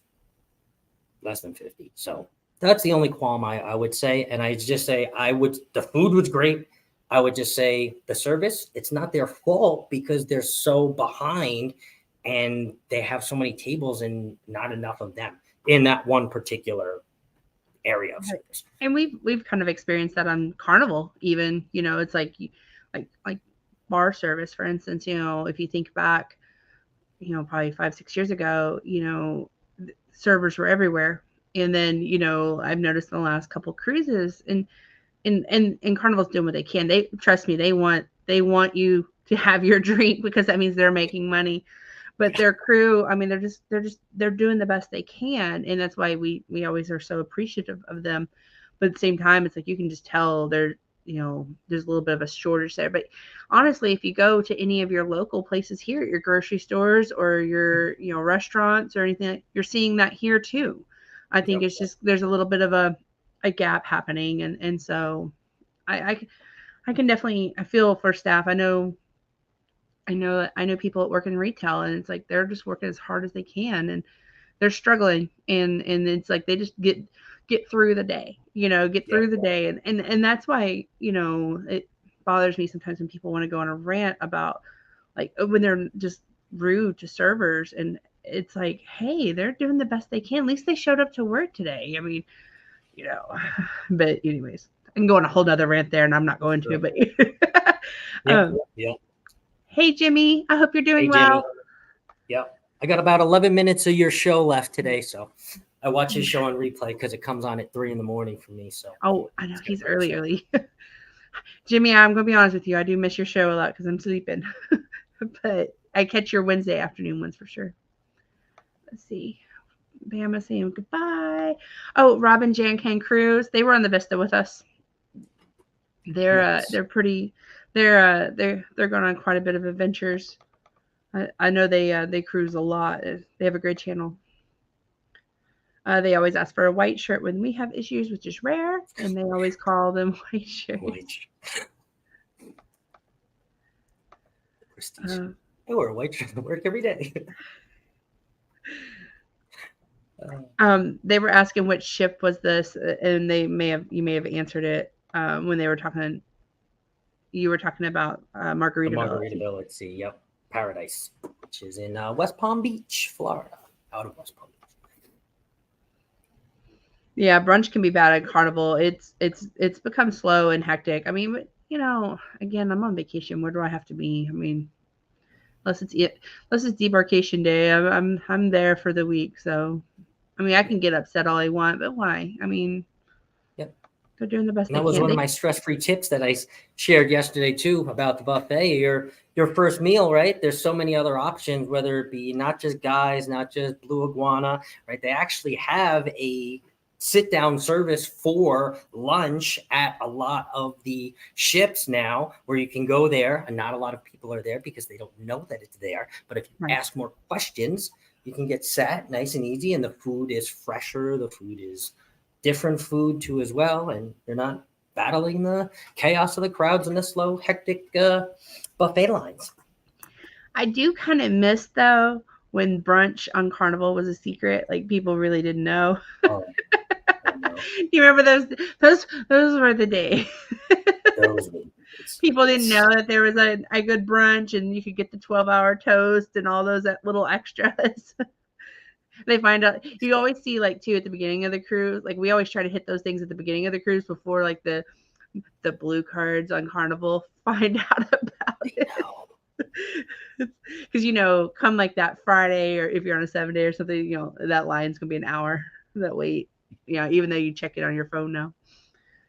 You best know if there's a Pig and Anchor barbecue, I am there right when it opens up on Sea Day before everybody finds out and they're scrapping through all that Pig and Anchor. I am there. Especially like on that Dream class where it's on like deck 5 on the outside, and nobody knows. They're walking by it all week, and they're like, "Wait, where are you getting that plate of barbecue?" You always see every cruise like that. I've been on the Dream for sure. It's like people are walking by with plates of barbecue, and you see people like, "Where did they get that?" And it's like, and then you see like they see the line, and it's like, yeah, that was the hidden secret all week. It's up on the buffet on 9. Oh, they're saying that on longer cruises, sometimes they have lunch versus brunch in service, and food is often better. Mm-hmm. Pig and Anchor, yep. And we were just talking about, like, we got to experience the Red Frog pub for the first time. Like we've always done, like not all the ships have it. And one thing we learned is they have a happy hour. We kept hearing like, oh, they have a happy hour, but Andrew and I had never experienced a happy hour. And when they came out with that pitcher of drinks with the 2 straws, I was like, okay. And it's like the same cost of like 3 drinks on the, 2 drinks on the Lido deck, and you get a whole pitcher. That was like the secret that I'm like, why didn't anybody tell us that sooner? Like, what They the keep it heck, from us. guys? I mean, we always heard about the happy hour, but nobody ever said for $23.95 you're getting a whole pitcher with 2 straws. Nobody said that. They just said there's a happy hour. A So whole I'm happy telling the hour. world, Legit. except for if you're Have on you my been cruise. on a Carnival ship yet with the Havana bar? Well, the Vista has a Havana bar, Okay. but we didn't go there, and we weren't on the Havana section, like, because now to book a room in the Havana section, you have to, it can't be anybody under 12, and now we have Oh. somebody under 12 with us, and I'm like, where was this when we were single and young in our 20s? Like, that would have been where we were the whole cruise. I was talking about, well, I think this is, I don't think they have any Havana, or they might have Havana rooms, but the one on the Sunshine. So I sailed on the Sunshine twice. And in October of last year was the first time when I got on. And I actually went into the Havana to sit down, and I realized that there was actually food in the little Havana bar. So I had lunch there, and there was some Cuban sandwiches, some French fries that was not at the buffet.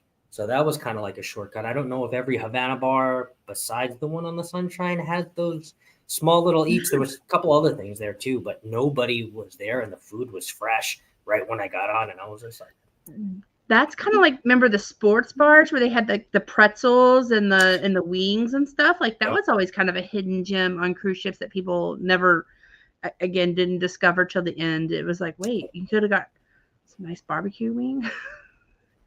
I remember like the pretzel machines and like, hey, like, so you can sit there while you're watching games.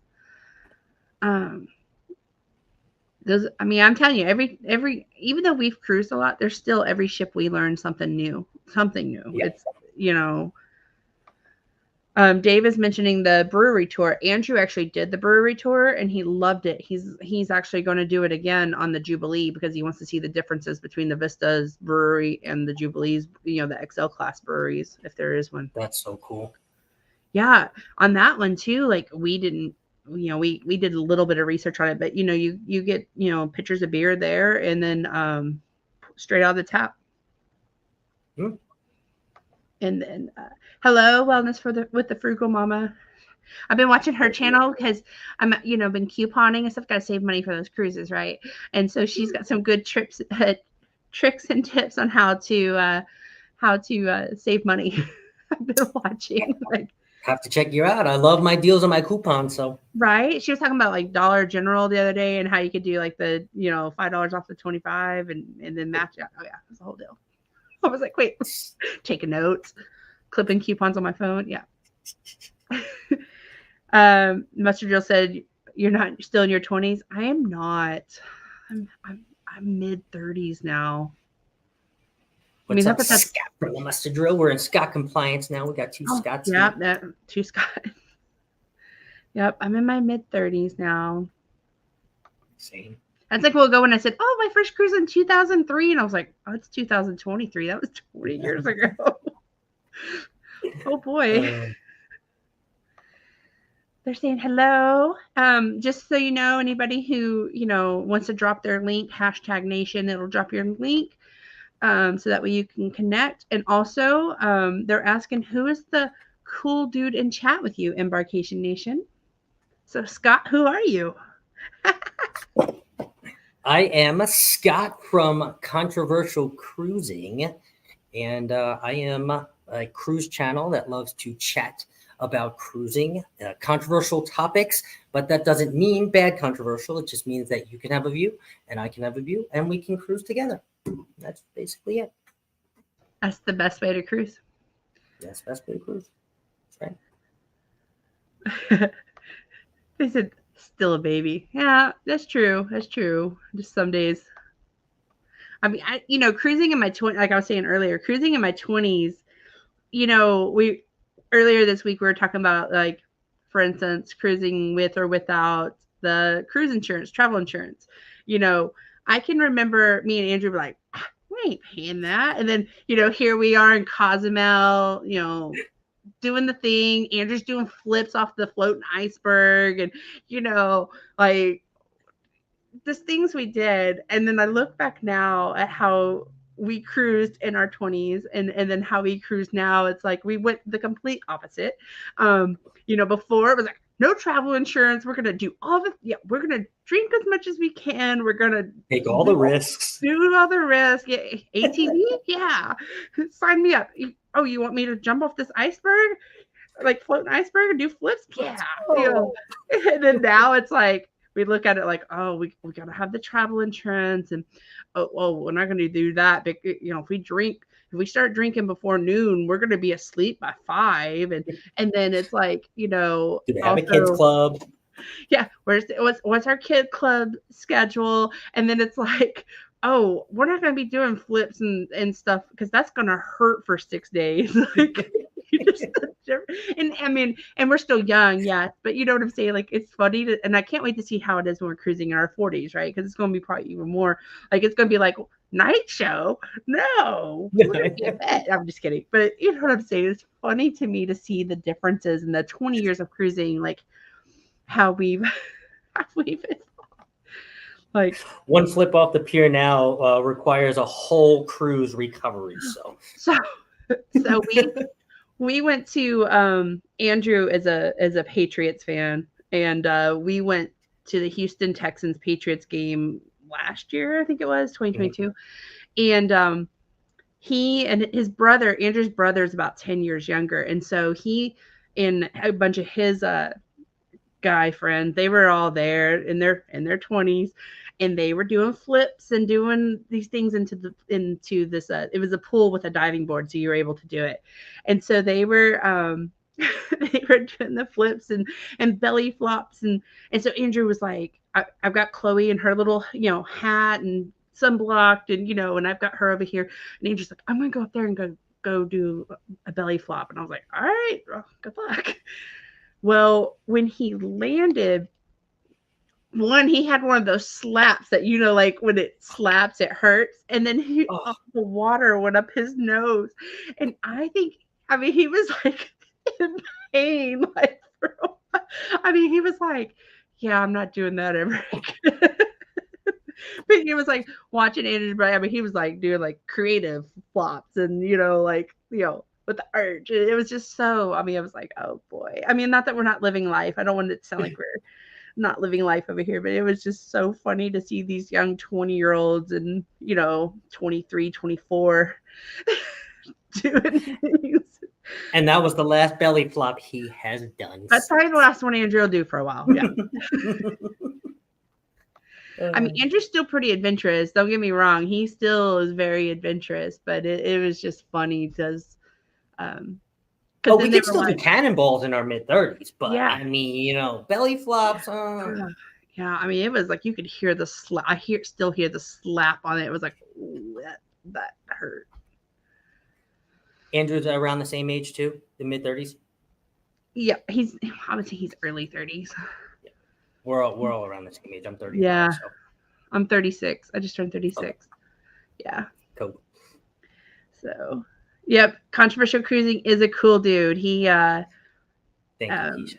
If you Scott, if you want to hashtag Nation, if you can. If not, maybe Bill or somebody can drop your link so that everybody can connect with you. Hey, Orange Cone Vlog. He's got a cool cruise coming up too with what is it? Bands, and they've rented out I think a Royal Caribbean cruise and stuff. That sounds really cool. I think it's going to be October 25. Yes. Yep. Yeah. And he just did his first live a couple days ago too. Yeah. I think on Friday. So if you guys haven't checked that out, go on and check out Ross's live Orange Cone Vlog. Yeah, he and Ross, I know you're here, so make sure to drop your link too so everybody can connect with you, and that way they can join your lives and also hear about your awesome group cruise. Yeah, let's see. I'm sorry. I don't know. Yep, you're invincible in your 20s. That's true. Scott, do you have any stories like that, like in your 20s? Oh man, I have tons of stories about 20s. In my early 20s, I was definitely also that, I'm not going to travel with travel insurance. I'm invincible. I'm going to drink 15 drinks. I mean, sometimes I still do, but I'm going to drink all 15 drinks every single day, you know, pedal to the metal. So I definitely have those experiences. Nothing like too crazy. Definitely had some drunk stories, but I mean, we all do, obviously, in our 20s. But definitely now drinking like that requires, I would say, at least a 2 to 3 day window over when I was 20. So I have to think a little bit more about that before we venture into the teens as far as the Cheers program goes. Once we get into 11, 12, 13, 14, you know, you have to start. Oh, okay. What are we doing tomorrow? Exactly. And if you've got like an early port day, like you've got to be off the ship at 7 a.m. Yeah, nope, not drinking, not hitting my 15-day limit in the casino. Stop at 7. Thank you very much. And we'll be going to bed before 12. You know, I can't even think. I mean, sometimes Andrew and I share the drink pack, and I think the highest we've gotten in the last couple of cruises is maybe 8. I mean, like that's if on the Vista, we had 2 drinks the entire. I mean, we didn't really that cruise. We didn't drink at all. Of course, it was January, and we did drink in the ports, like we went to Fat Tuesdays and stuff. But on the cruise ship, we didn't really drink. So here's the weird thing. I don't know, and I know there's been so many people that have said this about Carnival or the cruise lines watering down their drinks, but whenever I go on Carnival, and if you see me drinking a clear drink, which is Tito's and soda, I can drink 15 of those throughout the day, no problem. I swear, and I'll still be up. I'll be in the nightclub. I'll be dancing. I'll be hanging out. But if it's anything else, I can't get past, like, I don't know, 7 or 8 if before I'm like, boom, we gotta have a meal or go to bed or take a nap or do something. But Tito's, I don't know, no problem on a cruise. It's funny you mentioned that because like I noticed that with the fun chip. So every cruise get usually get a fun chip, cheers to vacation. Sometimes that's the only drink I have, sometimes not. But on the May cruise and the Dream, I got a fun chip, and we had a new cruiser with us and stuff, so we did cheers. Well, then the second drink I got was in the because I was like, oh, I saw the little fin, the Carnival whale tail, and they had the fun chip in that, and I was like, oh, I want that for that backdrop that we're never going to use for our lives, and I ordered it. That drink was like 2 or 3 times stronger than the ones he was walking around with on the. I mean, I was like, whoa, difference. Yeah. And that I was done after that, but well, actually we went to dinner and had wine, but anyway, it was like done with the fun chips because it was like, whoa, that was strong. And I felt like, man, if I'm drinking those all day, I'm gonna, it's embarkation day, you're up early, you're going. So I was like, I'm gonna be asleep by 3 if I have another one of those. Like, no thanks. Yep. They have active military and military veterans park free at the port in New Orleans. I saw Uncle Dave mention that the other day to CruiseBet. That's really, really good information. So if you're a veteran and cruising out of New Orleans, Uncle Dave may be the person to reach out to so you can figure out which parking lot and stuff. Orange. Well, he said here he's got the Rock and Roll Tribute Cruise in 2025, and he's live again tomorrow. The Mustard Girl said, Scott's not in his 20s either. I thought you were in your 20s too. I'm going to be honest with you. I can be. Yeah, that's right.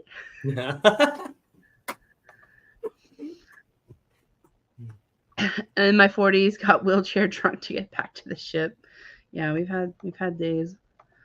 Bourbon and ginger ale with lime is my go-to drink. That sounds good. Andrew is a... Oh. I'll tell you what, if I was in my mid-20s, Jen, I would have done exactly what me and my best friend talk about all the time. I would have started my cruise director journey, or at least the entertainment squad. I would have been some part of the entertainment squad had I've taken these steps and done these things that I'm doing now then. Because now just to take that huge, ginormous pay cut, it would be an experience. It would be wonderful. However, at 35, I just would not be able to do that. So instead, we are here on YouTube and making friends on YouTube and making content about cruising. However, if I was in my 20s, that is what I would have done because that would have been real fun. Yeah, that would, and you have the personality for that. I'm trying to think of his name. Traveling with Nick J. He's in his, I think he's a teen, maybe 20, early 20s, and he's always wearing that future cruise director, and his whole vibe, his videos. I'm just like, wow. They are just top notch. I mean, his editing and stuff, and I'd check him out. yeah, Traveling with Nick J. He's in the like Houston, Galveston area. And anyways, Okay. he just announced that he got a job with Carnival because he's like, hey, you got to start somewhere. And I think his goal is to be a cruise director, and he has that same vibe you do, with like that high energy, That's fun, awesome. and he's really cool. But yeah, I agree with you. Traveling with Nick We J. didn't do the cruise director route, but I wish we would have started our YouTube channel then. Like, I wish I when we know. were, especially in our, like when we were going on cruises a lot in like the 2013, 2015 range, I wish we had our channel because I mean, like we've been to Alaska in 2012, but we've got some like photos that we took with our cell phone or like a camera that would look so potatoy now. I wish we had that. I wish we would have had that foresight to think like, hey, these memories we may want to reflect on later instead of just being in the moment. Um, Yep. because it's kind of like, yeah, we've done that, but it's like, oh, well, we don't have a vlog about it, but we've done that, and I just wish, I'm glad we started now though, but yeah, Yeah. I wish we would have done it a lot earlier. I mean, everything happened for a reason too. I mean, we were both right 10 years ago running around in our mid-20s, and who would have thought 10 years later we were on the internet sharing our experience about cruising, right? We were in our mid-20s, we were only worried about what the next drink was and what port was next and how hammered we could get in the next port. And I mean, Right. so Well, think about it. I mean, I replied to you 5 years ago on a Facebook cruise group who I was just replying like, hey, we got a family coming, and I was talking about me and Andrew, whatever it was in that yeah, comment. 5 years ago, I commented to you, and we were on the same cruise. But who would have known? Like, I didn't know who Scott was. You didn't know who Jennifer was. But now it's like, oh my gosh, we were on a cruise together. Can you imagine if we were vloggers then? Like, well, maybe we don't, but some things we're just should both not in be our on the drinking internet. stage, our drinking and partying stage then for sure. But I mean, not like we're not anymore. We're still fun. Don't get us wrong. But but it is kind of crazy how it kind of comes back full circle. And like you said, 2017, when you went back and that notification hit my phone, I was like, no, she did not. Like, oh my, like, dude, that she found it. Like, what? Oh yeah, Like, I oh, was, and Bill's, if he's still here, probably gonna get a chuckle. I was in those Facebook investigative full me trance too. after y'all's live yesterday. I was like, wait a minute. He said October. I was in that Facebook group and I was like combing through. I was trying to find pictures we posted actually to see if you were, like, hey, there's Scott in the background on the Lido deck. Not, I wouldn't have shared it if it was like, embarrassing, but like it'd be funny if like, like there's Scott or something, just like while we're doing the sailing party or something. It was just interesting to see.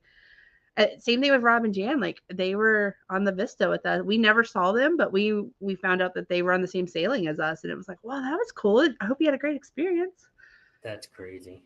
Yeah. That's crazy. I mean, I'm sure so many of us have cruised together without realizing it and noticing it or knowing now because they have a channel and they're under a different name or they, obviously when you're on the ship, you go by your full name, but there's so many people now that, let's just use Bruce's example, right? Ocean to Ocean Travel. If you didn't know who Bruce was, engage with his content and know who he was for a person, you wouldn't know that his name was Bruce because it's Ocean to Ocean, right? But if I met him, let's say at the Dream, and I turned around, so hey, what's up, man? How are you? Oh, I'm from Phoenix too, blah blah blah. My name's Bruce. I wouldn't have known him as Ocean. I would have known him as Bruce.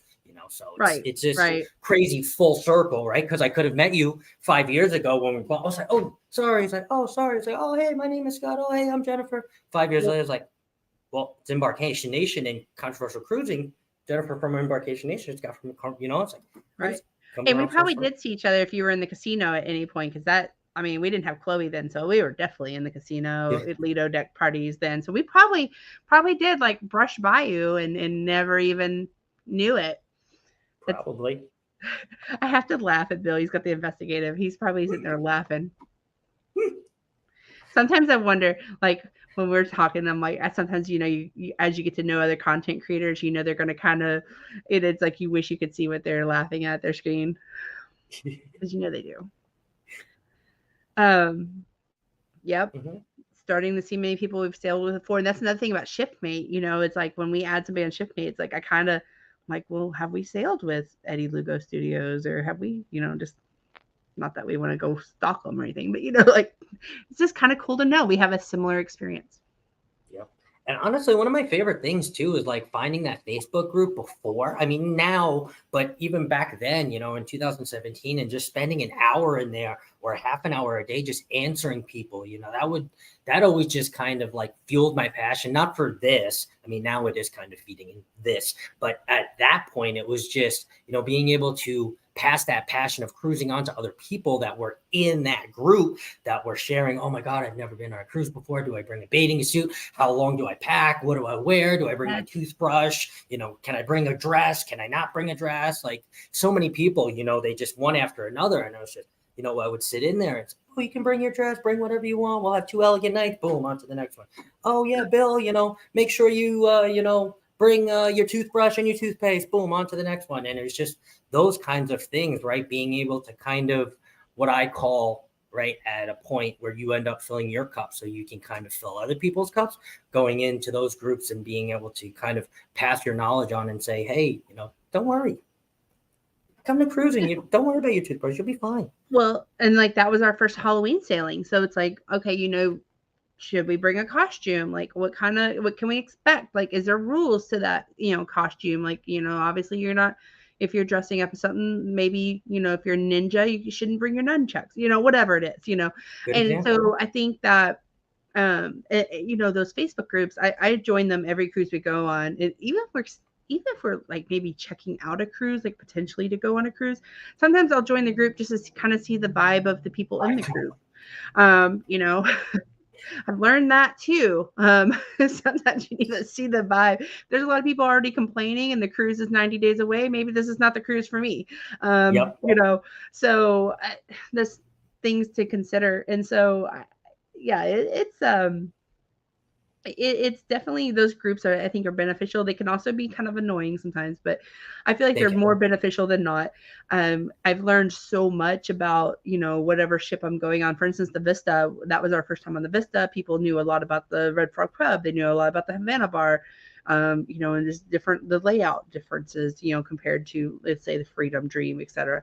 And so that was very, very informational for me, who's trying to do a little research, and we were vloggers at that point, so trying to plan the vlog. So I think what you said earlier is 100% correct, is like, just because we've said it 100 times doesn't mean that somebody new isn't listening, and doesn't mean that they're not going to learn from us or gain from us. And that's definitely something to keep in mind.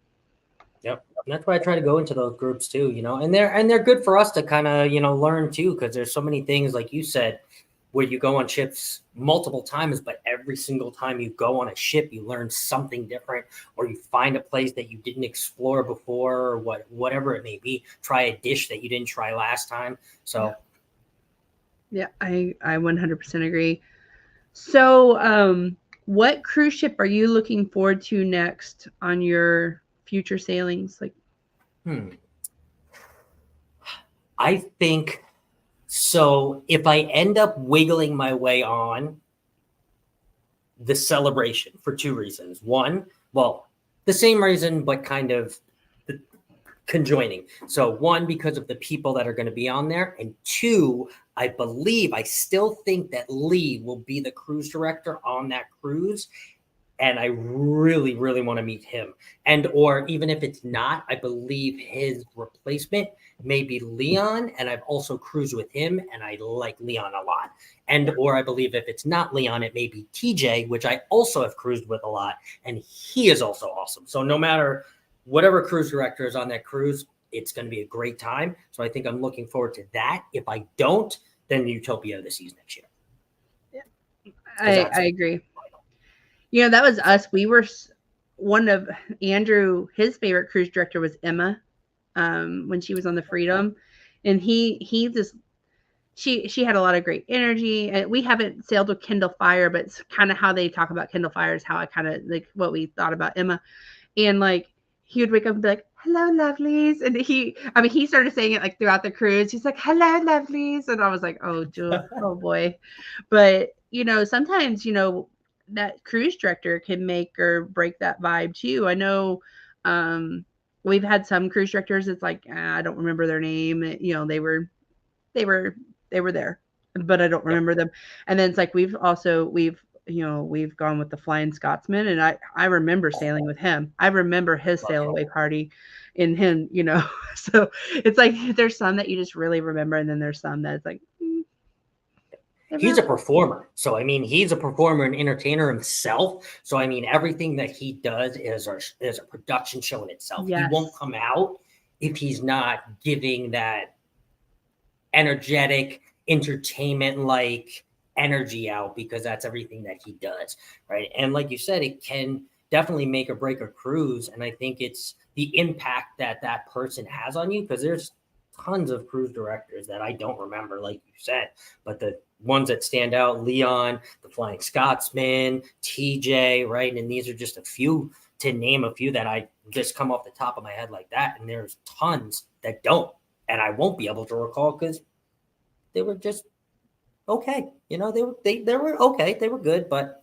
nothing impactful. There's not one that I've ever walked away and been like, that was an awful cruise director. Like, oh, I would never cruise Carnival because they've always been good, but they just, like you said, just like in any industry or anything, there's always some that just stand out more than others. And for us, it was definitely Emma. She just, she was just, we were so excited to cruise with her before she went to the Panorama. And then, of course, we know how things went, but yeah, it was pretty cool. I'm excited. I'm really hoping Kendall Fire is on the Jubilee. It looks like it with the way they've branded the Texas Star. I think they're kind of going with a strong Texas theme here. It just makes sense that she's from Fort Worth, Texas, that she's on there. But they haven't officially announced anything, but I kind of look forward to sailing with her because I love reading people's comments about how energetic she is. And I actually follow her on not YouTube, but Facebook and stuff, and see her shorts and stuff, her reels. And she always has like a fun vibe. I'm about vibe too. I really am. Oh, 100%. Is Emma on the Panorama now? Actually, after she's married to Mike Pack, and I know he's moved up in Carnival. I don't think he's a cruise director anymore. I think he kind of trains like the Lees and stuff to get them ready. And she is a teacher, and they have a baby. Since the pandemic, she's no longer on the cruise ship. Oh, wow. Okay. Yeah. Because I have a good friend on the Panorama right now, actually, on this sailing. So I was going to say, if she was the cruise director, that'd be nope. I think cool. after the pandemic, I don't think she came back, and that's what I'm saying. I'm glad we got to. She was one that everybody was like, Emma, and I'm glad we got to actually cruise with her. Yeah, he is absolutely over the top. He has a whole performance. His own performance, and Cookie, Emma, yeah, Cookie, Cookie too, yeah, Cookie. We haven't cruised with Cookie, but I've watched him on Coach Cruise, and like. He's definitely on that list. Bill's reminding everybody to thumbs up. I appreciate that. Yes. We appreciate you. Also, please subscribe to my co-host, Mr. Controversial Cruising, Scott himself. Yes. And I did not stream this too. I just wanted everybody to stay here for your. I appreciate you. I appreciate that. I really appreciate that. We're trying so hard to get our watch hours. We're over a year old. We're almost 2 years old, and it's like they're taking away hours as every day we go. And I told Andrew, I'm like, I have a goal, and we're gonna just reach that goal, and then we'll pass it on to the next, like you and those who are not at their goal yet, and then we'll do our own thing. And I just can't wait and support each other. I love it. Thank you so much. We'll all help each other, of course. I watch hours, but I'm not obsessed over it. I feel like, if you don't necessarily obsess over it and you put all of that energy into the content and everything that you're putting out, that will come back twofold to you, right? So if you're sitting there obsessing over, oh my God, did it go from 224 to 225 to 226? Like you're going to be in this insurmountable climb, and it's going to seem like you're looking at this forever, right? But if you put all of what you want to and that energy into what you're putting out into the world and what you're giving to people, right? Those people are going to come back because you're putting out genuine content, right? You're being genuine, you're giving that education up front, you're giving that value up front, and people are like, hey, I want to watch, Jennifer from Embarkation Nation because she's genuine. She comes on her lunch break and she gives us an hour and she's here and she's talking about cruising. It's so people realize it and understand that for sure. I 100% agree. The channels that give back in the community and bring it every time they come on, and the channels who maybe don't. I mean, and not calling anybody, not calling anybody out, but I mean, it is. I mean, like, I'm going to call it Bama here. His mowing videos. I mean, I've watched one after another, and I'm like, I don't know how he does it. He just, I mean, but there's something about his videos. I just get to watch it one after another. And it's like, man, and before I know, I've watched 5 or 6 of them. Yeah. Scott, you have one and two. Yep. Scott, you have a new subscriber. Thanks, Uncle Dave. Appreciate that. Yeah. Well, we're going to hop on. I never intended to be on this long. Luckily, I have a flexible work schedule, but I don't have any meetings today, but I'm going to kind of wrap it up. I mean, I definitely want people to follow you, Scott. And I feel like you're a hidden gem in our community, and your again, your vibe, your videos, your energy it just makes it can change your whole day and your whole mood. So I definitely want you to give a plug about your premiere tonight, your show with Bill, and anything else you want to share. I really do appreciate that. And I am a horrible plug for myself, but I'm going to try. So here we go. So I do have a premiere coming out today, a day 1 vlog of my experiences on Margaritaville at the Sea. It is coming out today at 6:20 p.m. MST, PST. And it is going to be 9:20 EST. So if you would like to tune into that, I will be there for the premiere, and I'll be chatting along with you guys, watching the video too as well. Tomorrow, as long as I get my button gear here, we will have a Rush Hour podcast show tomorrow.